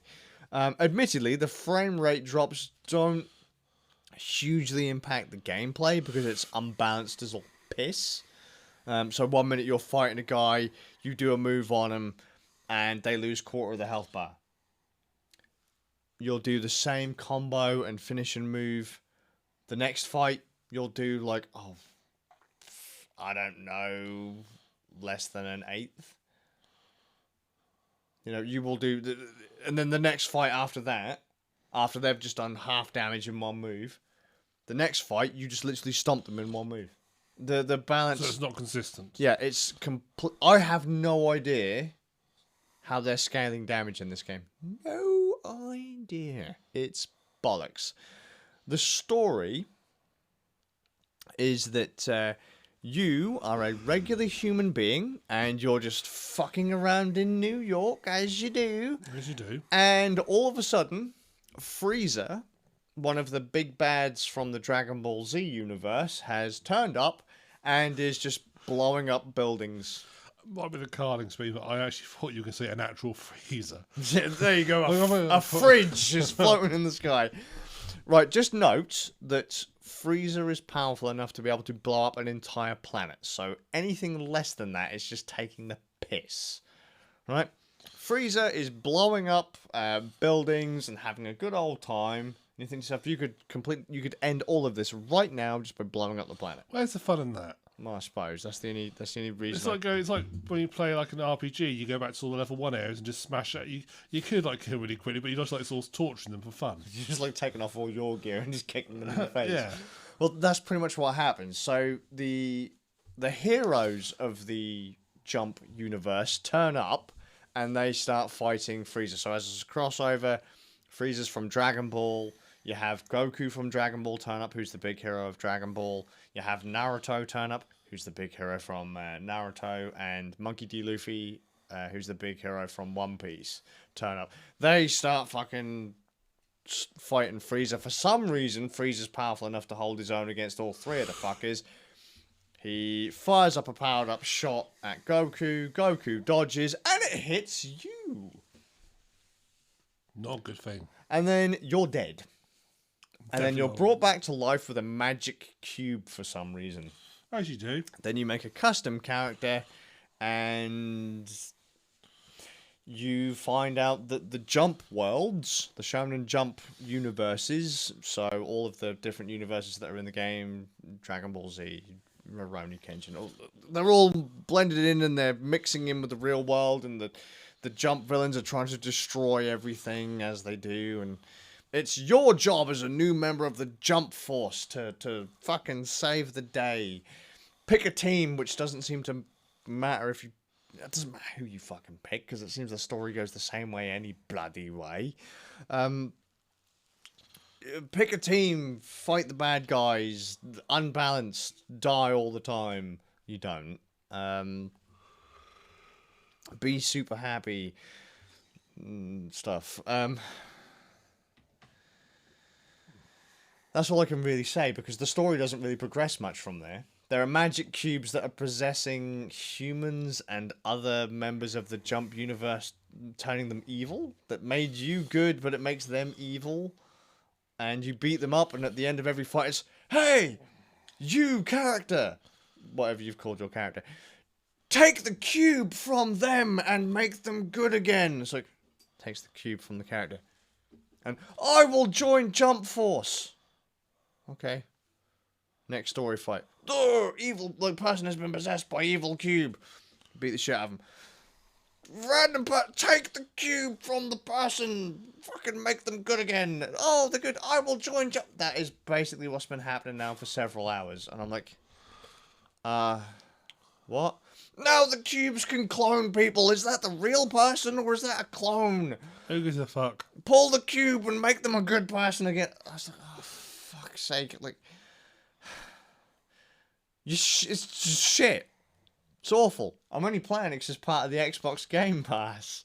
And because I've started it, so I'm going to bloody finish it. But it doesn't seem to want to end. That was one of those games. I'm sat there rocking backwards and forwards going, I'm sick of this. I can't handle it. Hang on a minute. I just whooped your entire team single-handed. My character, for most of the game, I have barely used assist attacks, because obviously I've got two teammates, and I've barely changed out to other members of my team. It's just been me, the custom character. Skazz, I've been saving the day. Every fucking fight that turns up, I do it, unless it forced me to play as some other shitty What I love character. of the situation is that, this isn't like some organised tournament or something. This is an actual sort of life or death thing. People are still taking turns. Yeah! Well, we can't go in. He's got to do it by himself. And that's the groove. Is bollocks. And then you know what? One of the fucking bad guys is, you're a pussy. You're weak. Relying on these other Jump characters to save the day. I'm like, fuck you, son. I've been carrying these scrubs the entire time. That motherfucker got possessed by a cube. That motherfucker got beat up by his messmate. What about me? I'm kicking the shit out of everyone and you've just called me weak. I'm holding the team back. I swear I'm going to rip your head off. And that was what motivated me to keep playing it in the end. I was going to kick the shit out of the guy. It's an awful game and I don't understand how Bandai Namco are charging so much for it. But then I remember they still charge about £50 for Dragon Ball Xenoverse 1, which is ancient. There's a Dragon Ball Xenoverse 2. And they still charge full price for that. Jump Force is fucking... The roster is shit. The gameplay is unbalanced. I don't really have much more. If you want to play a good Shonen Jump mashup, play J-Star's Victory Versus on PlayStation 3 and PlayStation 4. It's got a better roster. It has an actual story mode. Fucking reasonably balanced. That's a 3-on-3 fighting game where all 3 characters are actually on the map at once. That's insane. All 3 members of your team are there fighting the other 3 guys. You can see them. It's not like, hey man, can I come in? No. Pick me. You're about to get your ass kicked. Tag me in. Fuck you, man. I can handle this, but I'm dead. I'm fine. Two's but a scratch. Fucking arms fell off, bleeding everywhere. But it's so awful. I don't understand how they can charge 80. I know why they charge £80. Because of all the jump licenses. For all the licenses for all the characters. But they're shit. It's, oh yeah, we've got a roster. Pretend there's 50 characters. We've got like 10 of Dragon Ball. That's a big one. We've got 10 of Naruto. We've got 10 of One Piece. And then they'll say like My Hero Academia. That's a big jump series, isn't it? Let's put a stack of characters in there. They mean nothing. But let's put them in there. What's another one? Bleach. Let's put a stack of characters in there. Death Note. Some there. And then you look at the classic series, like, Fist of the North Star. 1. Rurouni Kenshin. 2. What's another? City Hunter. 1. But then people complain don't like Nintendo's doing a thing with like Smash Bros. People complain that there's like 20 versions of Mario, but like hardly any other characters in there. Yeah, but the current Smash Brothers has the biggest roster ever. Yeah. It's got pretty much every character from every Smash Brothers game that's ever come out. Yeah. I've just seen people bitch about it in the past. Oh yeah, for sure. They did, and now they have no reason to because there's an ever expanding roster in Smash. I mean, they've just included Terry Bogard from SNK's Fatal Fury series. He's coming out as a DLC character in the next couple of months. No one saw that coming. Well, other than the people that leaked it. But it's the J-Star's Victory Versus has a better roster, like more varied roster over the whole lifespan of Jump. So you'll have a lot of the like really old characters, a lot of the characters that no one will really know about, but they'll get you interested to. They do things to develop the characters in J-Star's Victory Versus that make you want to find out where these characters came from. Jump Force is just like, random characters here. We're not going to tell you who they are or what they're about, but they're here, and if you know about them, you're going to be gushing your shorts right now. Yeah. If you don't, you're not really going to care much, and they just don't treat the characters with the respect that they deserve. Whereas J-Stars, that came out years ago, it's pretty solid. The story's stupid as all hell, but it at least treats the characters well. Do not buy Jump Force. Not for £80. Not for £70. 60, 50, 40, 30. I'd say that game's probably worth, at a push with all the DLC, if you can get it on sale, 30 quid. All of the DLC, £30. Otherwise, I'd say that's a £20 bargain bin game. I'm going to keep on playing it until I finish it, but I don't see the story getting any better. pull the cube from the bad guy, make them a good guy, go do another fight. It looks really pretty, but it's just so thin. It's so hollow. It's almost... There was no point in it being there. Anyway, there you go. Games we've been playing. It's shit. Fair enough. Brutal Legend's amazing, though. There was a game the other day I was about. I thought, I would like Skazz to play that. Because I think you'll hate it. Oh, right. I think you'll absolutely hate it, but it's interesting because it's all the nub of a series. Have you ever played Far Cry 2? I might have done. One in Africa. Actually in Africa. Not... No, Africa. I think I might have played the console kind of Far Cry's that came out after Far Cry 1. Far Cry 2... I don't know if there's a version that you'll be able to focus on. Obviously, I don't know if there's a Linux version of it. I doubt it. But or if it's compatible theme. But I'd be interested in your take on it because people were very divided on it when it came out. Isn't that the one with the weird ending? It's got some weird endings, yeah. Some people divided. Some people a lot of people really liked it or really hated it. There was not much in the way of a middle ground. So I really liked Far Cry 1 until things went a bit bizarre science experimenty. Yeah. That's when it all went boring. Which, basically, Crytek had a situation where we were playing against really intelligent human enemies, and about a further way through, all of a sudden, alien mutants appear, and the mutants have got crap AI. Luckily, they learned from that when they made Crysis, and gave you really intelligent enemies, and half of it give you terrible aliens with terrible AI, and they learned from their mistake. Bless them. Bless them. Actually, I haven't actually. I've never finished a Crysis game. Nor have I. Ever. I've played Crysis. I played Crysis 1, but it was like when the aliens appeared. It wasn't long after the aliens appeared that I stopped playing. It's just like, oh, it's just boring now. I've played parts of the first 2. I might have played Crysis 3, but is there a Crysis 3? There is, isn't there? Yeah. I might have played part of the third one as well, but let's put it this way. I played Crysis 1, bored, stopped playing.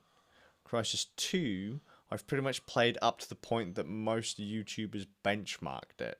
And I was like, this game sucks. Let's go play something else. Yeah. Not a lot. Crysis 2 was not widely regarded. It was considered very much a downgrade. Far Cry 3 was fun. Fast was in it. I would be very interested to see your thoughts on Far Cry 2. I think you'll hate it. I quite like Far Cry 2. Far Cry 2's got some... Because they tried a lot... Far Cry 2 deserves recognition because they tried a lot of different things in it. But being that they're trying it, they made some problems. So they had the buddy system where you had a randomised start. Your start is randomised. You can start different places, and you'll meet different characters initially. Interesting. And then you have this buddy system where you'll have buddies who'll come and help you, and they'll rescue you, and so forth and so forth. I'll be if there's a way you can play it, I'd be interested to see your thoughts on it. I'll have a look into it. We'll find a way. Yeah. So I think you'll hate it, but it's all right. I think you'll hate it. I'm pretty sure you'll hate it. But... Oh, can I just also throw out there, Jump Force mechanically doesn't work as a fighting game, a multiplayer fighting game. Oh, good. Just the way the camera angle works, it just doesn't... It's really stupid. Trying to figure out how and when to block attacks and attack strings. It's stupid.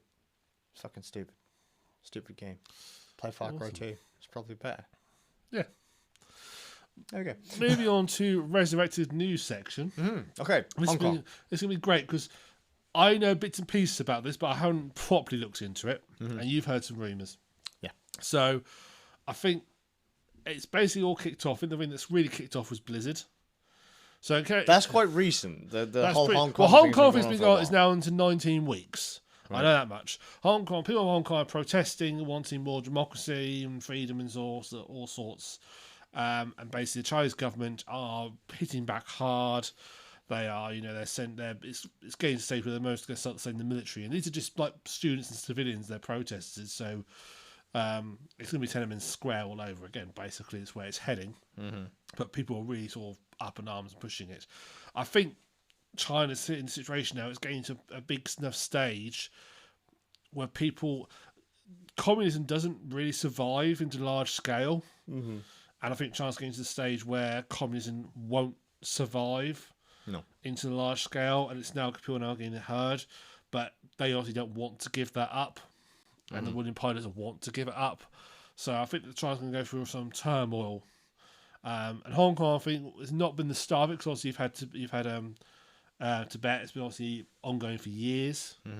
I think I'm not an expert on the political situation, so I'm just from what we're both horribly ill-informed outsiders here. Yeah, so this is my interpret. This is from what I understand, and this is probably very summarised of what's going on. So yeah, basically, China's going through some growing pains at the moment, and that's a really bad. That's a really terrible way to say that. People are being killed. People are being. It's quite horrific what's going on. But a lot of people are starting to support these Hong Kong protests and say free Hong Kong and all sorts. And the gaming related part of it, as it kicked off sort of, I think it was this week, was it last week? It's quite recent. There was a Blizzard gaming tournament based around Hearthstone, I think it was. Yeah, based around the game Hearthstone. And was it the winner of... The grand winner. Is a Chinese citizen? I believe so. And right now, this is where I don't understand. Was it a tweet or a comment made during He said it on his stream. Okay, during his stream or theirs? His stream, from what I understand, but they were probably. So, because I've heard mixed things here. One group have told me it's from a tweet. One group have told me it's from his stream. That's what I've heard. And another group have told me it was from Blizzard's official Hearthstone tournament stream or whatever it was. From what I heard, because there were professional casters there. I heard that it was on his Twitch stream, is what I've heard. Okay. So should we go at this from how you've heard it and then how I've heard it? Yeah. So we'll see if the opinions change. So he basically says on his stream, blah blah, everyone blah blah, free Hong Kong, support Hong Kong. A little while after that, Blizzard decide they didn't like his. They gave some bullshit reason that he's expressed a political message that's against something or whatever, some terms service, and stripped him of his title and his prize money. Yes. And people went. They've banned him for a year. Yep. Of competition. Yep. People went ballistic because they said and people basically, because Blizzard is partly owned by, I can't remember the name of the company. No, also partly owned by a Chinese company. Oh, okay. They're owned by a company called Tencent. Okay. I say I wasn't playing this because I haven't looked into this enough, really, but I know that they own. I think they've got they own something like it's either 5 or 15% of the shares in Blizzard. Okay. Because obviously Blizzard has now, and Blizzard also has got a big market in China because World of Warcraft's quite popular over there. Yeah. They've got some big markets over there, and obviously in other Asian countries you've got StarCraft and so forth, but China, it's a big thing. So Blizzard basically said banning him all sorts. People went up in arms. People actually started mass deleting their accounts. Yep. Some people did chargebacks to Blizzard. Blizzard actually got a stage where people couldn't delete their accounts anymore. They tried, and they were getting error messages, or they were being asked to send in like ID and stuff to delete their accounts, which people were refusing to do because they're not going to give ID to Blizzard. And there was pictures of people burning all their games from Blizzard and so forth. People really rallied around. I think it was disgusting. Blizzard have now relented, given him back his prize money and his title, and have changed his ban to 6 months. Okay. That is, from what I understand, that is where we're up to at the moment. And it's not just Blizzard, other companies. Obviously, I mean, in America, there's also been I think it's NBA have threw some fans out of one of their matches because they're wearing pro Hong Kong t-shirts. Right. Because the I don't know if it's the team or the NBA in general has funding, are trying to break into the China market. Okay. So again, they threw people out. Apple apparently telling people who want to be on the Apple TV, they've said to people, try and avoid politically insensitive topics to their people. I think Nike have gotten it and started doing stuff as well. There's a lot of companies who are all conveniently tend to be partly owned by Chinese companies or are now moving to the Chinese sector. They're basically saying, shh. shut We don't up. talk about this. Yeah, don't talk about this. Because they are... And because China will, against these claims, will retaliate. No, of course, because they have majority of the cards. Yeah. They're the ones that are China manufactures majority of their product. And not just that, you want a... And they're a huge market. And a huge market, and also to China very controlling of anything in the market. So to have run any business in China, you need to have a Chinese presence there. You can't just run it remotely. So Blizzard have got a Chinese headquarters and staff and so forth. Then if you want to run there, you have to do that. That's part of the agreement. That's from what I understand it. Sure. I've probably got some of that wrong. So how do you feel on the grounds that it's his personal stream that he's had this kind of, the whip has been cracked? As long as it's not against, as long as, obviously he would have signed the terms of service with Twitch and so forth, and that's really all that matters. It's what Twitch's agreement is. As long as he's not breaking that terms of service, he can say what he likes. Okay. That's my opinion of it. No, I'm fair with that. Yeah. Okay. Now, what I've heard... Now, first off, if it was a tweet, I don't give a fuck. That's got nothing to do with Blizzard. That's got nothing to do with... That's down to his sponsors. And I don't think Blizzard can sponsor players for their own tournaments. That's a bit of a... You can't do that. That would be like Capcom sponsoring Street Fighter players. The sponsorships come from external companies. Anyway, at that point, I don't think they didn't have any grounds. Now, from what I've heard, this happened during a Blizzard Hearthstone tournament stream. Because, and the only reason I think this is probably the way to go, Control CV everything that Ram has said, and now stick it onto what I've said, with the change that it's a professional stream done by Blizzard, and the reason I think this is the case is that 2 casters, so 2 random geezers screaming and amping up the crowd, have also been given suspensions. And why would there be 2 casters on the other guy's stream when if he was the guy streaming it, he would be technically the caster and the player?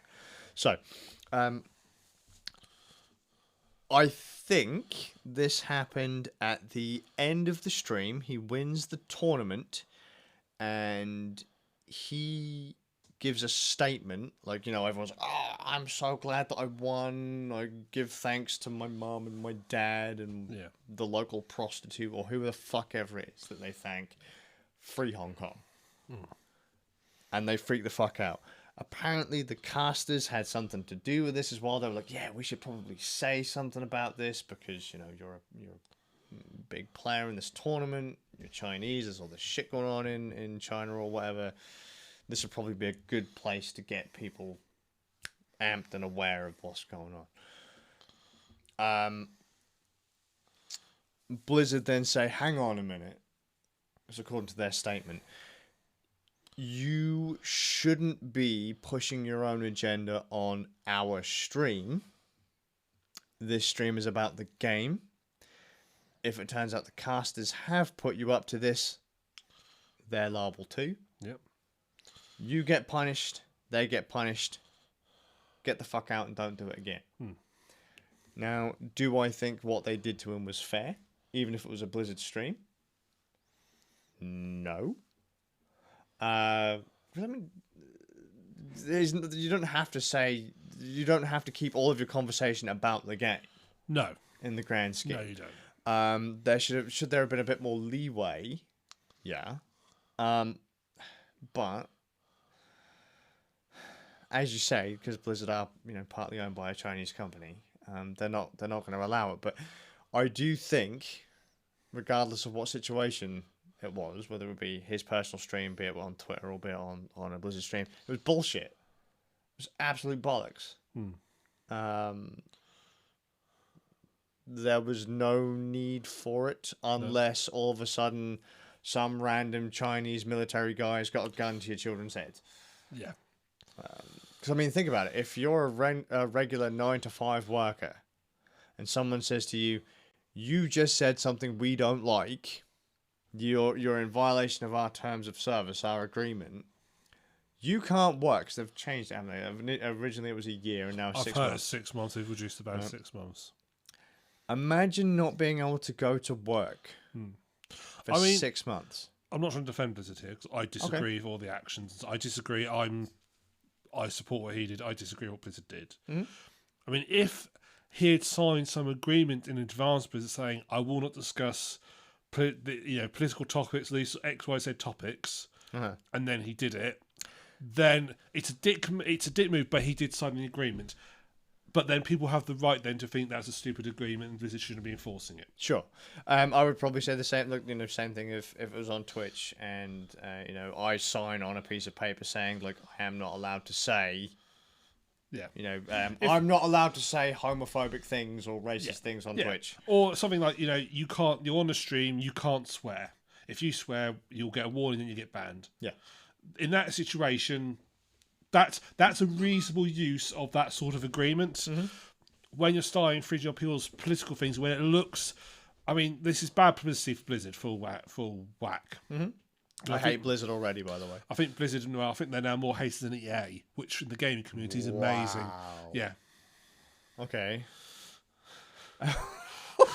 I mean, that's impressive. I mean, yeah, they're going to have to fight back on this matter, and they'll ban their entire gaming network. It's the only way they're going to. They're just going to close down Origin. They're going to they're going to ban all the players and then charge them for it. You want your account back? 50 quid. No, not for the account back. They just charge them for banning them. Yeah, like just fucking. New terms. What's this for?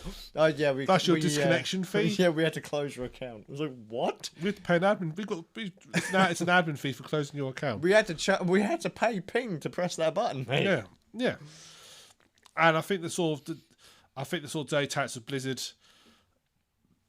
I mean, companies have got a certain right to censorship internally what they want. What if they have a message they want to go out, they want to hold down. I can understand companies saying, please avoid politically sensitive topics. Yes.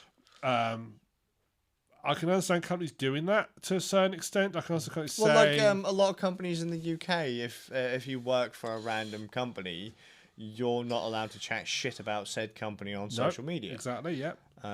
We have social media policies embedded into contracts. I mean, let's do another sort of different thing. I can imagine a company saying to, like, it's, perhaps they're... perhaps something similar. They do casting and broadcast and so forth. They might say to their people and say, right, we're reasonably free. However, you must discuss the following topics like, please don't give your opinion on abortion. Are you pro or against it? Don't give your opinion on it. Mm-hmm. And if one of those people then did it and they then got banned for it, I think most people go, well... You were told. You were told. For what I understand, no such agreement existed. Mm. So he's a bit heavy-handed. And Blizzard, in my opinion, have done the wrong thing. Mm-hmm. I agree with that. And it does feel like somewhat copulation to get where they're going. It feels like they're doing it deliberately for a reason to appease some group. It's like Disney. Apparently, the Winnie the Pooh webpage has been took off Disney. Why? Because it was a meme in China that the company looks like Winnie the Pooh. So someone pointed out, and loads of people going like, I can't access it either. You go on Winnie the Pooh's website, you go into you search Winnie the Pooh. Well, let's have a look. We can test this right now. I was going to say, but is it just blocked from within China? No, because there are people from other countries report. Someone knows in the US first. Okay. And then someone from the UK said they couldn't get on it. Let us do a live Google for Winnie the Pooh. Okay. And apparently, in the UK, if you click on it, it was redirecting you to the Disney's homepage. So, WinnieThePooh.Disney and Winnie the Pooh and Pals.Disney. Let's see. Because I just think, is it perhaps just a technical issue? Let's see what loads. No, I've just been redirected. Oh.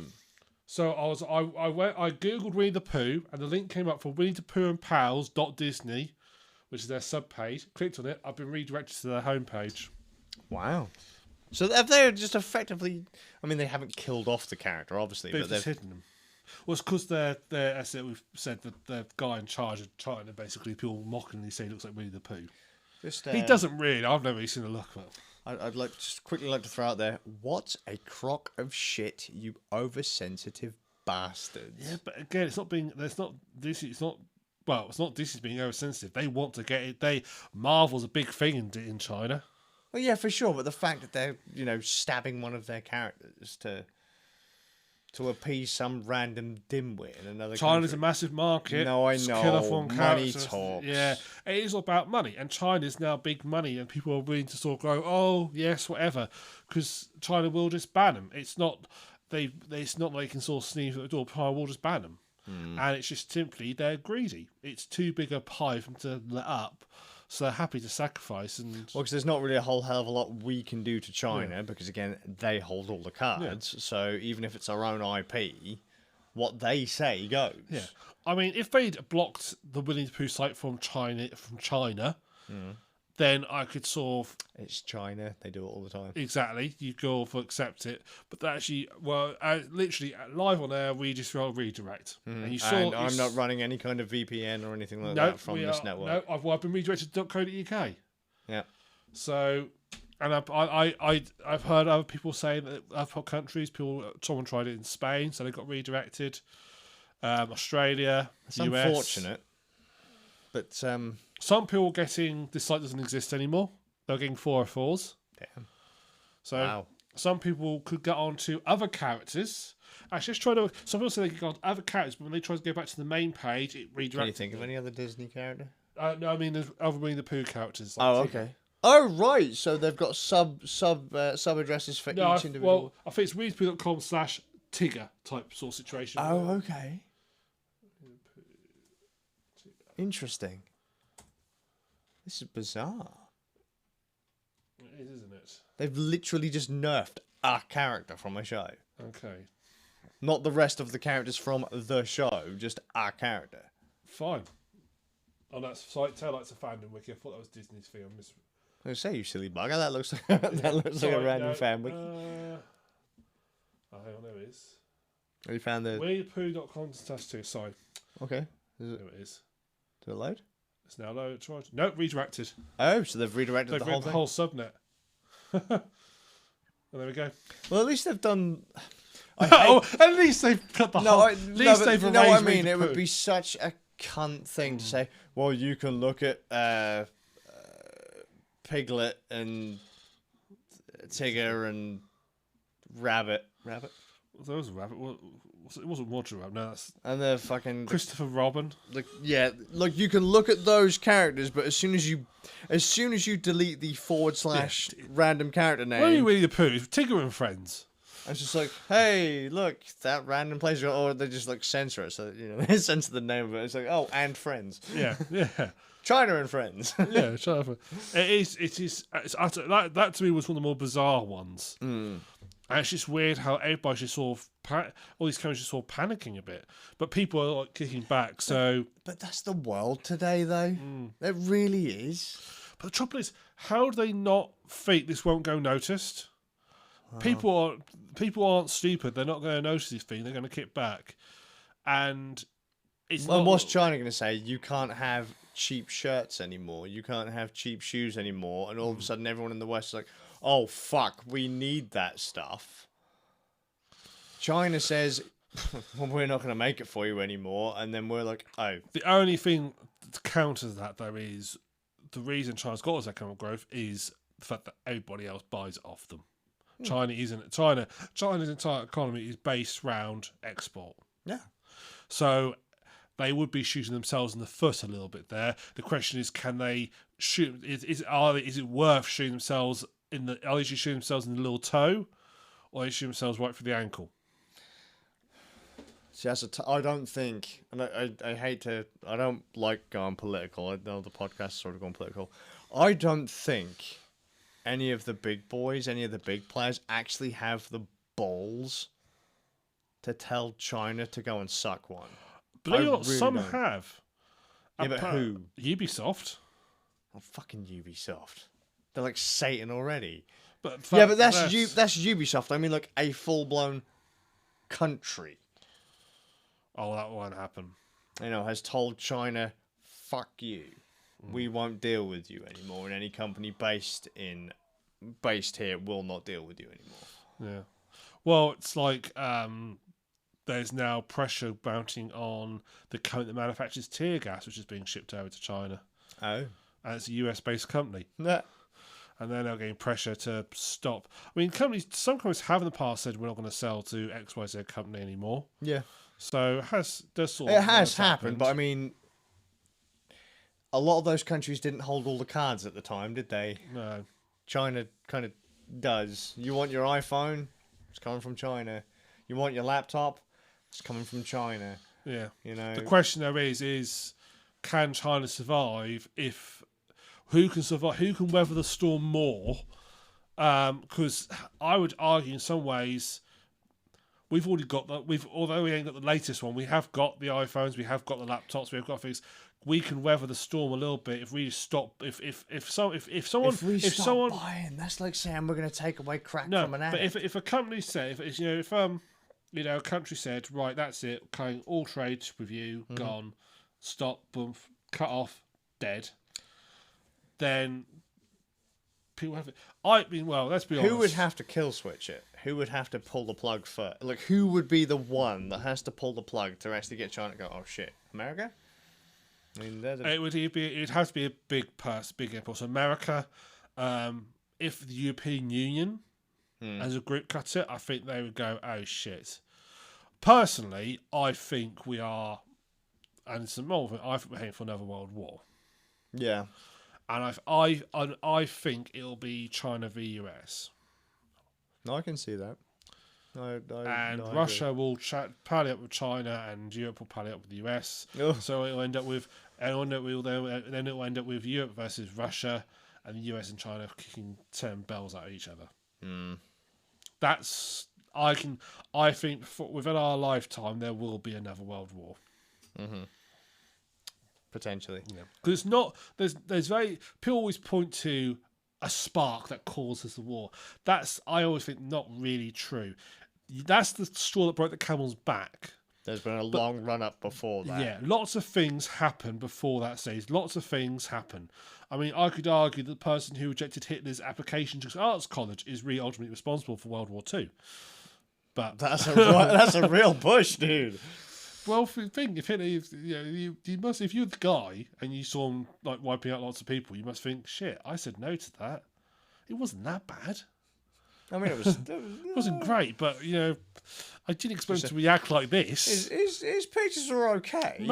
Jesus Christ, I didn't expect him to return into such a cunt. Most people are disappointed by the situation, but they don't do that. But you see what I mean? It's people always go, oh, it's this what caused this what caused that, and I think generally speaking, it's actually lots of little things that built up. Yeah, in World War One was actually a lot of people go to the assassination of Archduke Ferdinand, but actually it was, I think, from what I've read, it's actually a lot more little things were building it. The world, I think the world is on its way to something a lot longer before the actual final. Of course, that's always the way. Spark ignites, yeah. So it's like saying, well, there was that random fucking, the spark, the short in the chemical factory that caused it to blow up. Yeah, but there had to have been other things leading up to make that perfect. Yeah. People will look back, and they'll look back at these Hong Kong protests and what's going on. They'll see that as one of the... I think this will be one of the igniters, because China, at some point, is going to clamp down hard. And it's correct, but the trouble is, it's not like Tiananmen Square where they can hide it a bit. Tiananmen Square happened, but there wasn't the coverage that was that then. I mean, even with the Great Firewall, China, pictures and videos are getting out frequently. People know how to bypass them. They're not hard to bypass. No. I think China know this, and that's part of the reason why they are showing it. They're not showing their full heavy hand. No. Because I think if it wasn't for the presence of all the smart devices and the internet, that would have been gone by now. They would have got there. They've sent their army in. It would have been ended in week 2. But it's just they are. But at some point they're just going to go fuck it, and they're going to rely on people not sorting them out. Yeah. I mean, I went today. Because it depends. Or if people are champion enough, they won't retaliate. When I was reading today, Turkish forces invaded Syria. The Kurds are there. The US were going to support the Kurds, and they've now turned around and left, and basically abandoned them. And Trump's, you hear what Trump's sort of reasoning for this? Kurds didn't help the US during World War II. So, damn, dude. Turkey have targeted and fired at an American Special Forces base. Right?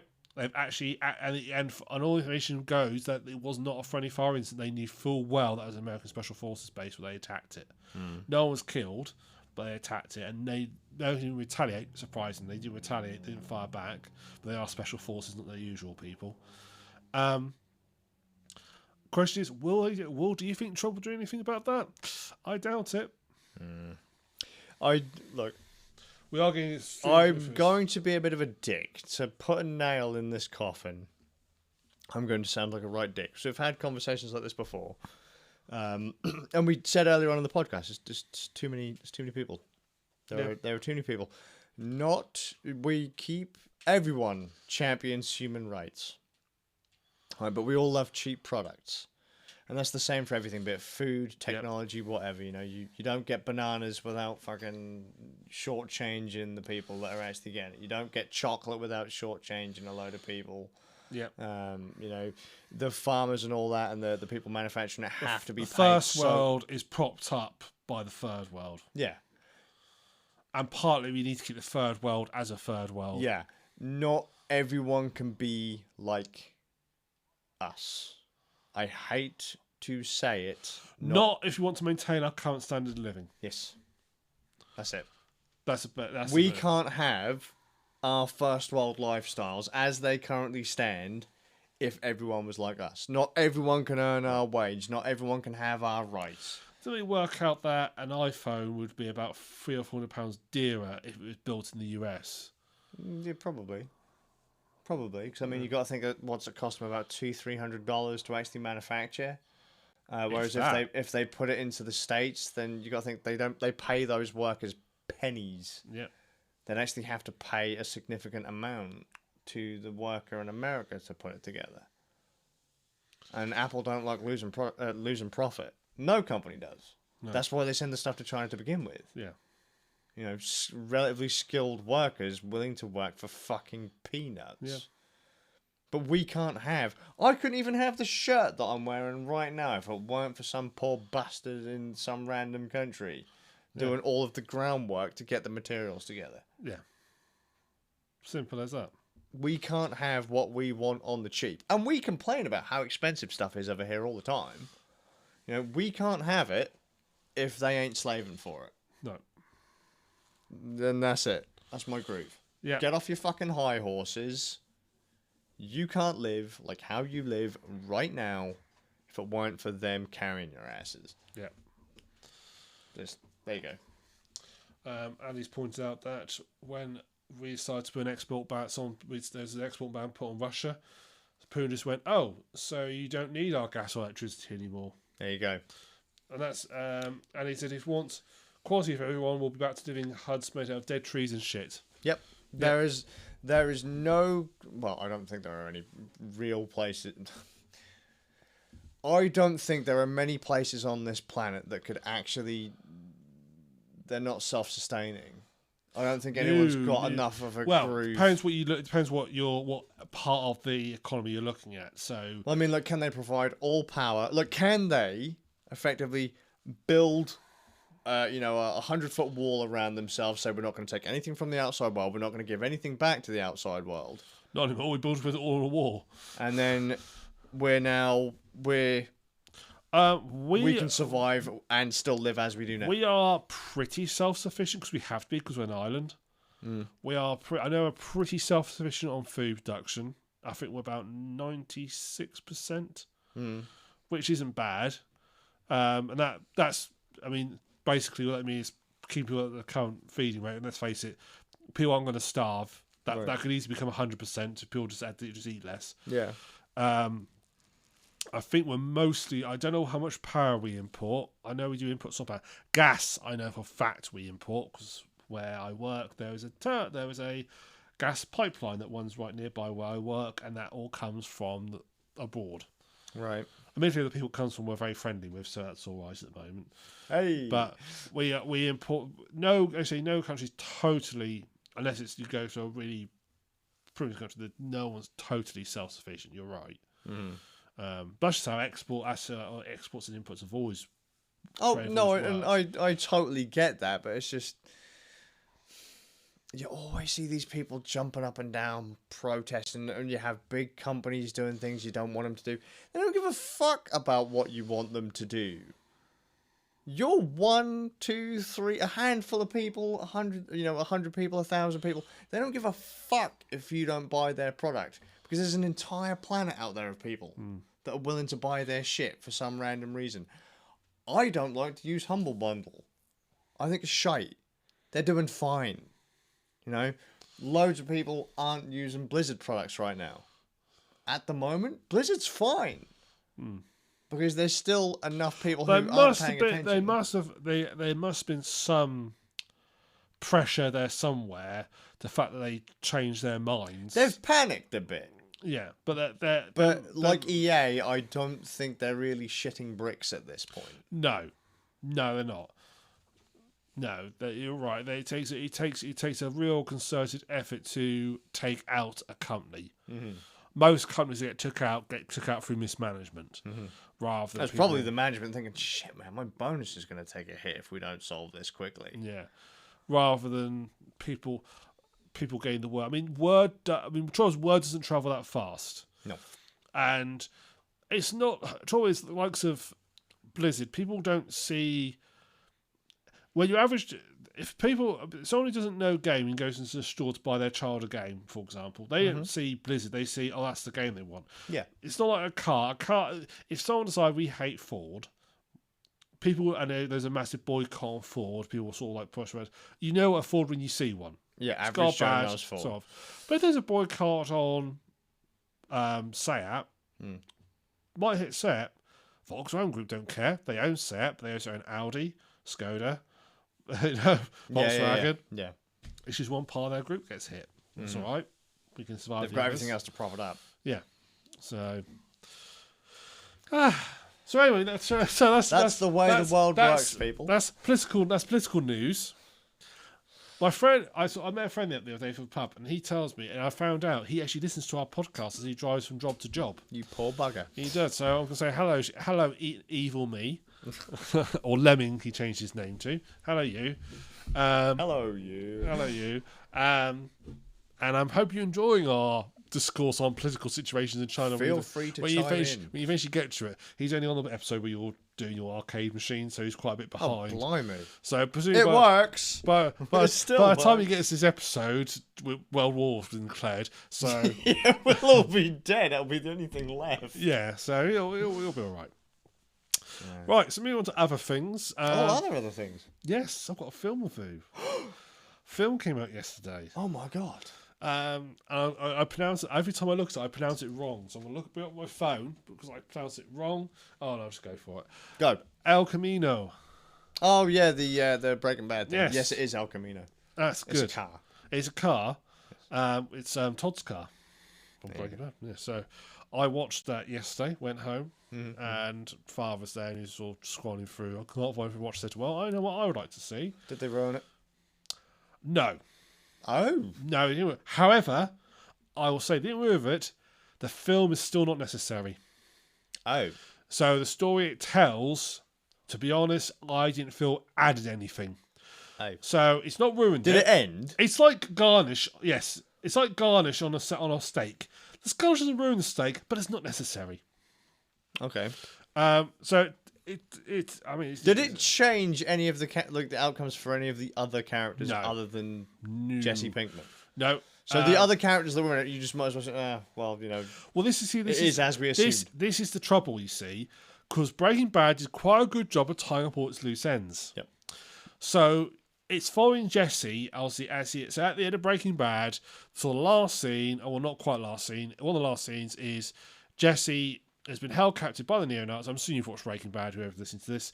Jesse's been held captive by neo-Nazis. Walt goes there, kills the neo-Nazis, and frees Jesse. Walt had originally sold Jesse into slavery, effectively. Mm-hmm. And before Walt gets, spoiler alert, killed at the end of Breaking Bad, last thing we see is Jesse driving out and basically having his happy ending. He's finally escaped from everything, basically. Yeah. This takes place directly after that, and it must be like sort of a few days after It's that. a couple of hours of Jesse driving down a road. Well, it's not actually, because he realises actually he can't do. He's got nothing. He's got no clothes, no money, nothing. So he has to try and basically make do. So basically, it's following him as he finally tries and gets out. It's also a bit. If there are flashbacks to, a lot of them are flashbacks to his time with the neo-Nazis. What happened to him then? Right. Including unnecessary. Todd, including they explore his relationship with Todd a bit more, which is really weird because he actually plays Todd, has put on a lot of weight for another part, so it's chubby Todd, Right. and it looks completely different. Because he looked a bit like Matt Damon in Breaking Bad. Yeah. Now he looks like Jesse's nerdier brother. Wow. It literally, I thought, no, it's not the same. Well, it has actor. been a long time, hasn't it, since Breaking Bad finished? It's 2013 it finished. It's been 6 years. Apparently he's put on weight for another part. Right. And they happen to be filmed at the same time, so what can you do? So it's followed through that. We also see more about there's a bit of Walter's in it a little bit. Just a little bit. Not he's okay, this isn't a spoiler, Was but it a flashback? it's a flashback, yeah. He is dead. He is that's not a real spoiler. Some people thought he was gonna be kept alive. He is dead. Okay. They confirmed that quite early on that he's gone. Thankfully. In fact, think about it, I think there's only three characters from Breaking Bad that may reappear in sort of the modern times as post situation. One was a minor character, well, they're all minor characters, but only 3 reappear. I'm trying to be careful with spoilers. It only came out yesterday. Okay. But I'll say, if it's in the if you saw in the trailer, I will mention it. Skinny Pete's in it. Skinny Pete's in it. Yep, he's in it. That's basically what I can confirm. So there are other characters in it as well. Oh, okay, fair but enough. I don't want to confirm it. My big issue is that because they tied up Jesse's in it. Yeah, Jesse's in it. Because they've tied up all the loose ends, there isn't really any jeopardy for Jesse, apart from that the cops are after him.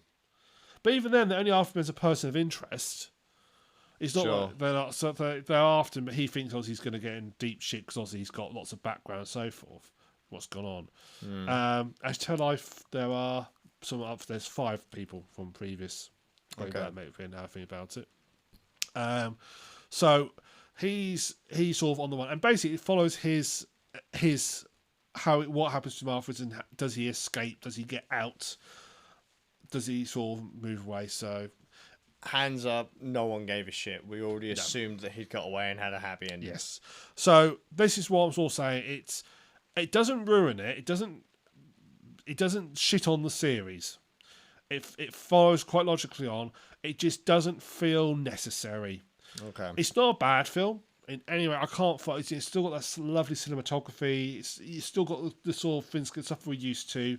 I enjoy. I mean, it was 2 hours long, and before I realised it, it's ended.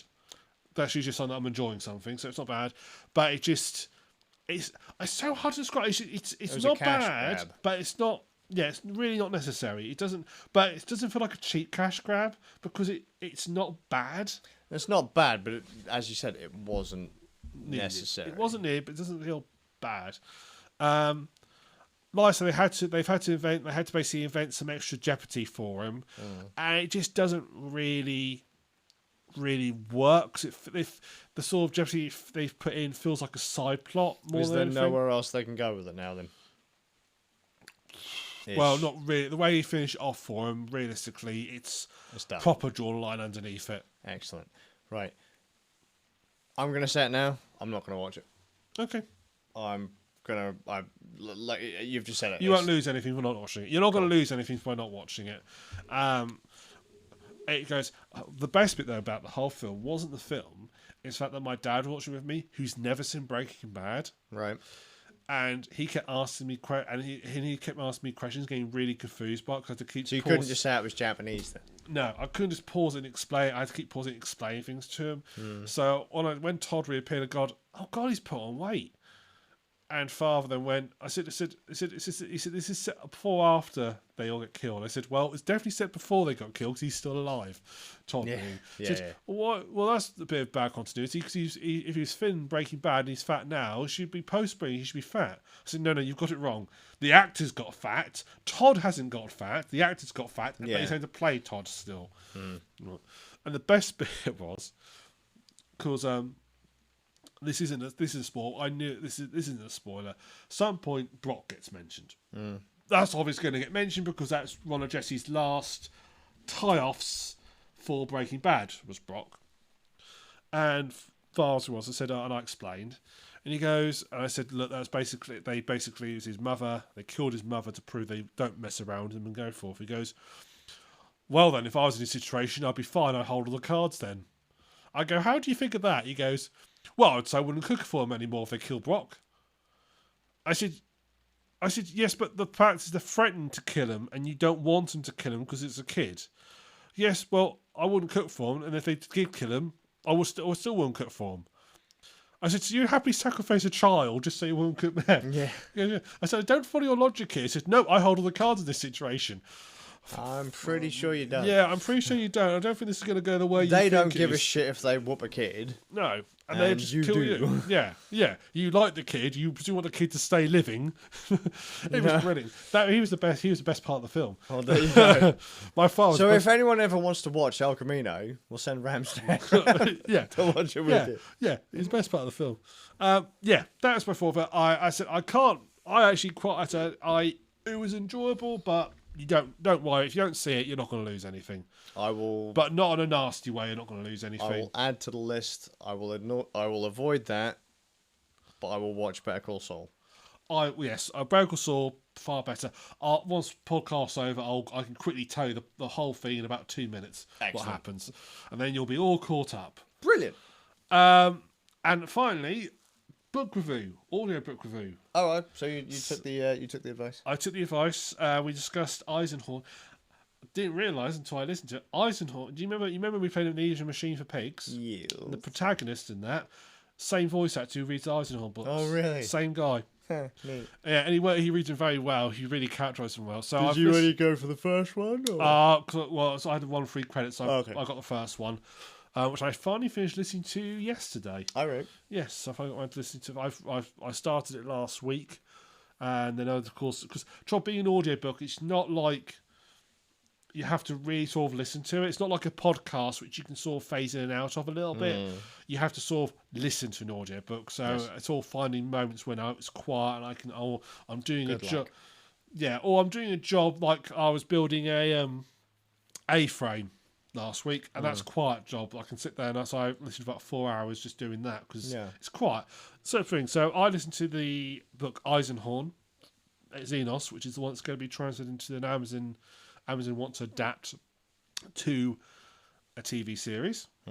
It's a good choice to adapt to a TV series because it's not a lot of heavy combat in it. It's not a lot of big battle scenes in it. There's a few, but not heavy. Not like Gaunt's Ghost, which is lots of massive battle scenes. Like sort of, it's I think more The Hobbit, less Lord of the Rings I get you. Type situation. It follows a guy called Eisenhorn. It starts off where he's pursuing this guy called iClone. Long story short, iClones do some bad shit. He kills him, and it's basically a detective novel. He finds out what iClone was doing on this planet, why he was there, and he follows it back to a vast conspiracy involving chaos. Warhammer's got the Chaos Gods, who are the really big evils. Look it up. And but in Warhammer, the gods are real. They are actual proper entities, real. They exist. And he basically follows them back to Chaos, trying to sort of sow insurrection and basically form an uprising, and they have to stop it.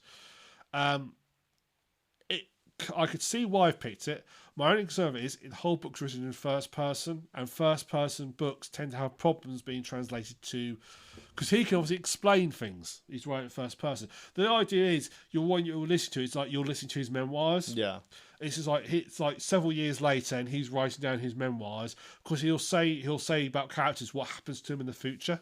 Yeah. He'll say several years later he did this and so forth. So it's almost like you'll listen to his autobiography of his time, what happened.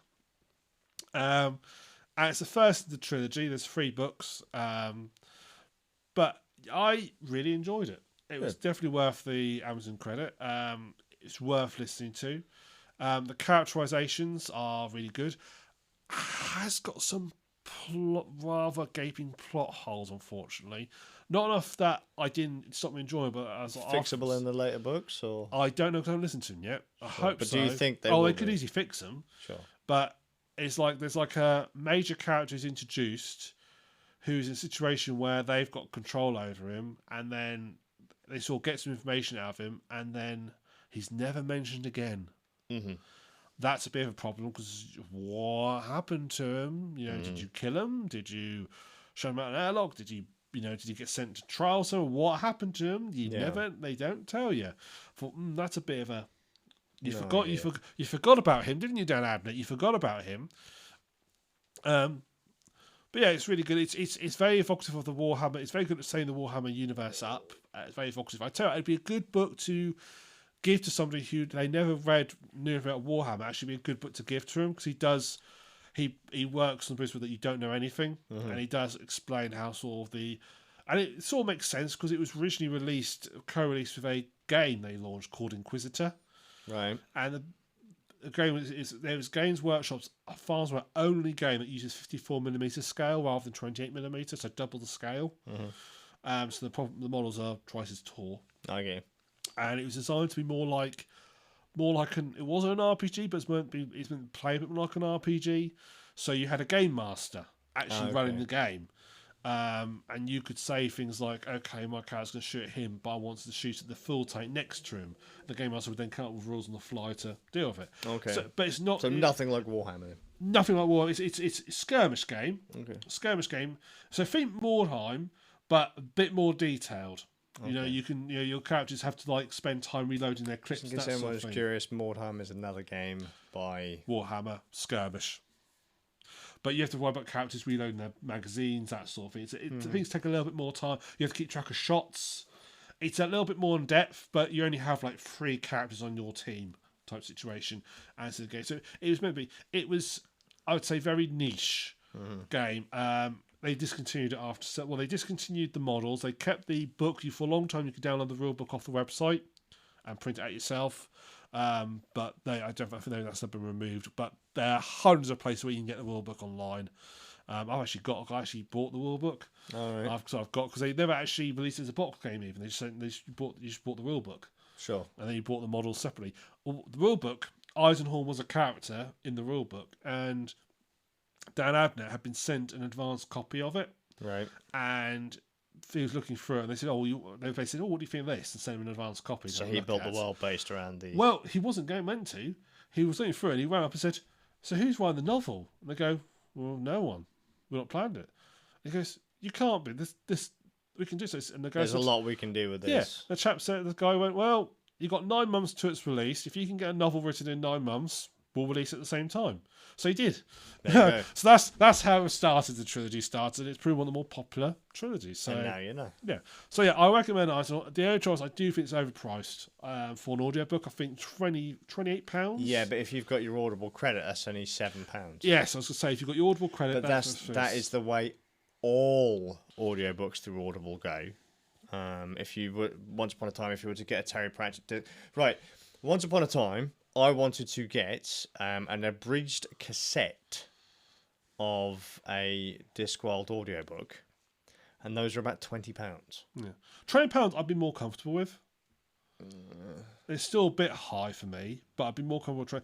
I suppose I thought, well, if I was to buy a DVD, for a film, they're about sort of 15, 20 quid. Not anyone buys DVDs anymore. They were about sort of £15, £20.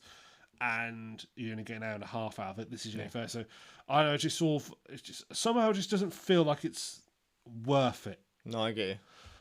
But yeah, No, really I do get you. That's how they get you to buy the subscription. Yeah. Or to pay for their credits. I mean,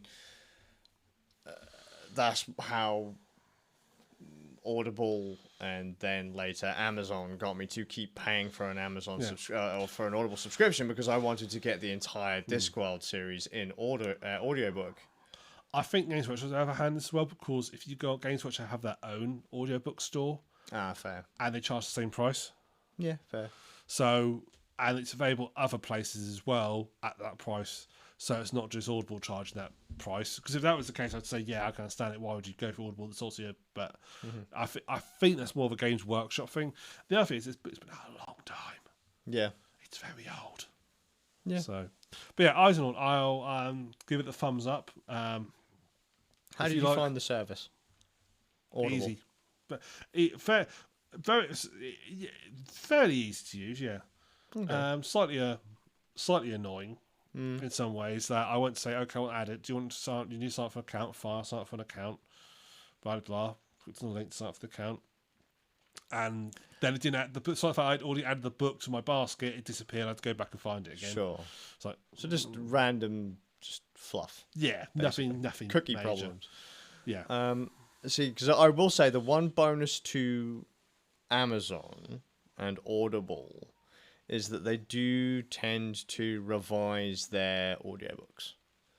So if, for example, you download an audiobook from Audible and it turns out there is a problem, at some point in the future, if you were to re-download the book, it may be different. So, like, there may be a new intro, or let's say a chapter was in the wrong order, they will correct that.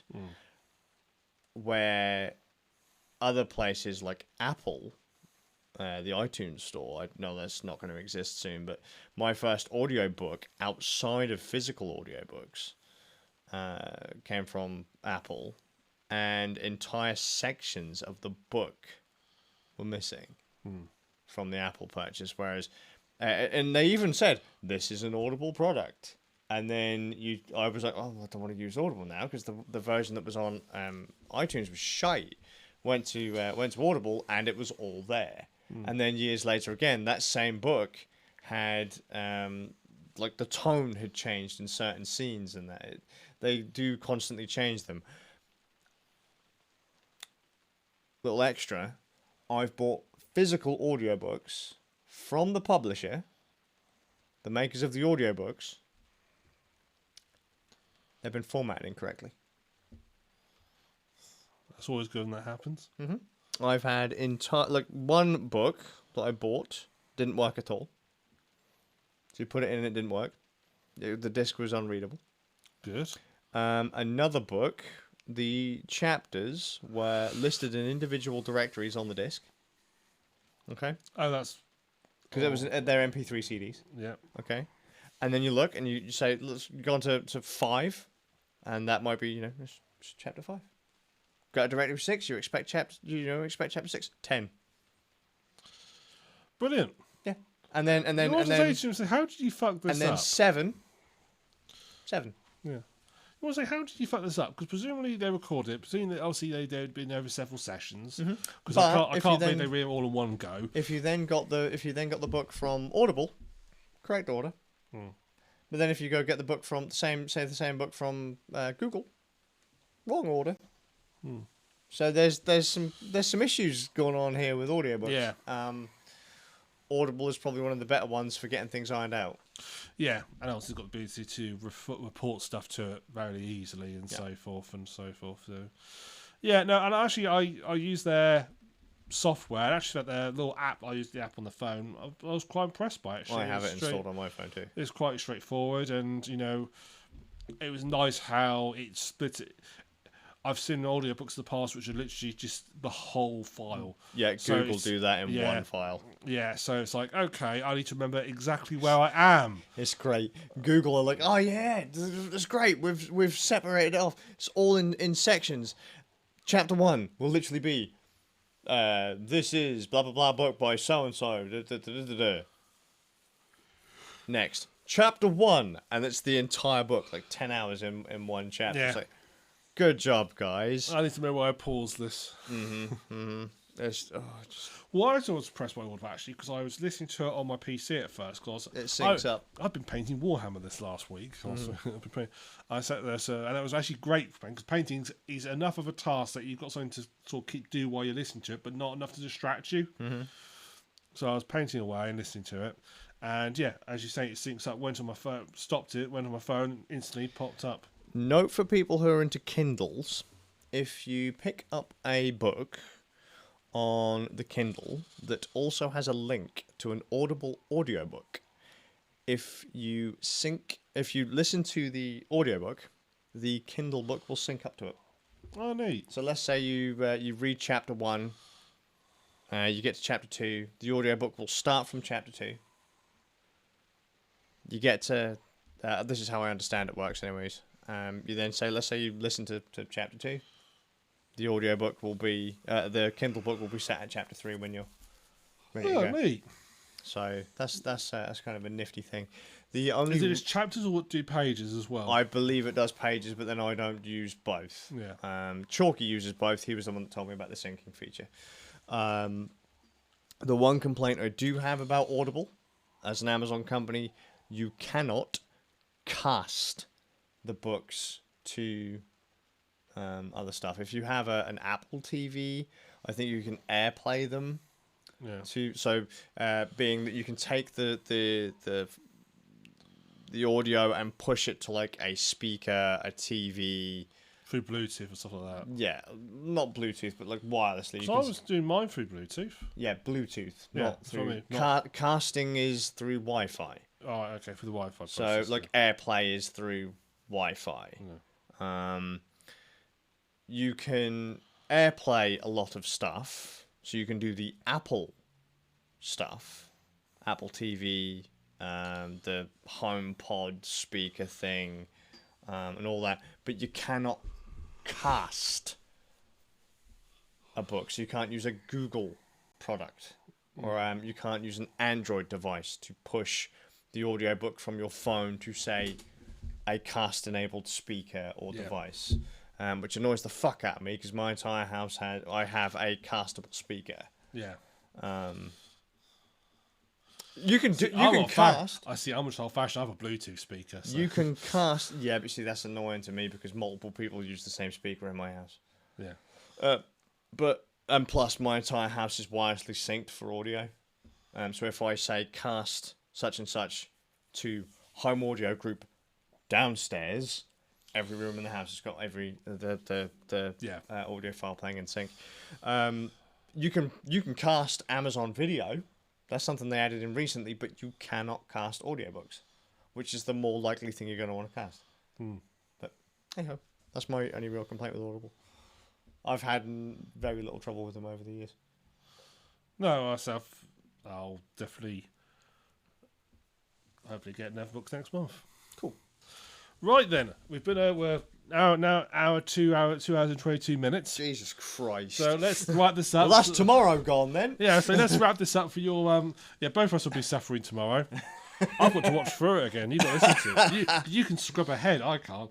Oh god. So I'm gonna try again. Thank you much for watching. I've been SuffolkRam. Skazz. If you've enjoyed this, you can please look on our website, rannerds.com. Is it rannerds.com? Yeah, yes it is. Not quite. If you've an audio listener, you can join us on youtube.com/rannerds. We have twitter.com/rannerds as well. We're twitch.tv/rannerds. Our next broadcast will be Saturday the 26th. Oh, I think that's the day before I go to a gig. You got a gig? Yeah. You've been bass player? No, I am not playing on the stage, but I have to go and watch a band that I don't really care for. Oh. Why are you going then? Because I've been invited and I'm being somewhat social for the sake of the other person's sanity. Oh, well, okay. I'm a nice guy, believe it or not. So on the 26th, you can help us commiserate Skazz on his gig he's going to go to. That'll be broadcast at past. Oh no, when does the hour go back? Because it'll be 9:30. Don't start that with me. Let me just work out when hour goes back. I think it goes back that Sunday. Sunday. Sad. Well, so it goes back Sunday morning, doesn't it? I don't know. Computers do that for me, unless you're looking at my laptops, which are both wrong.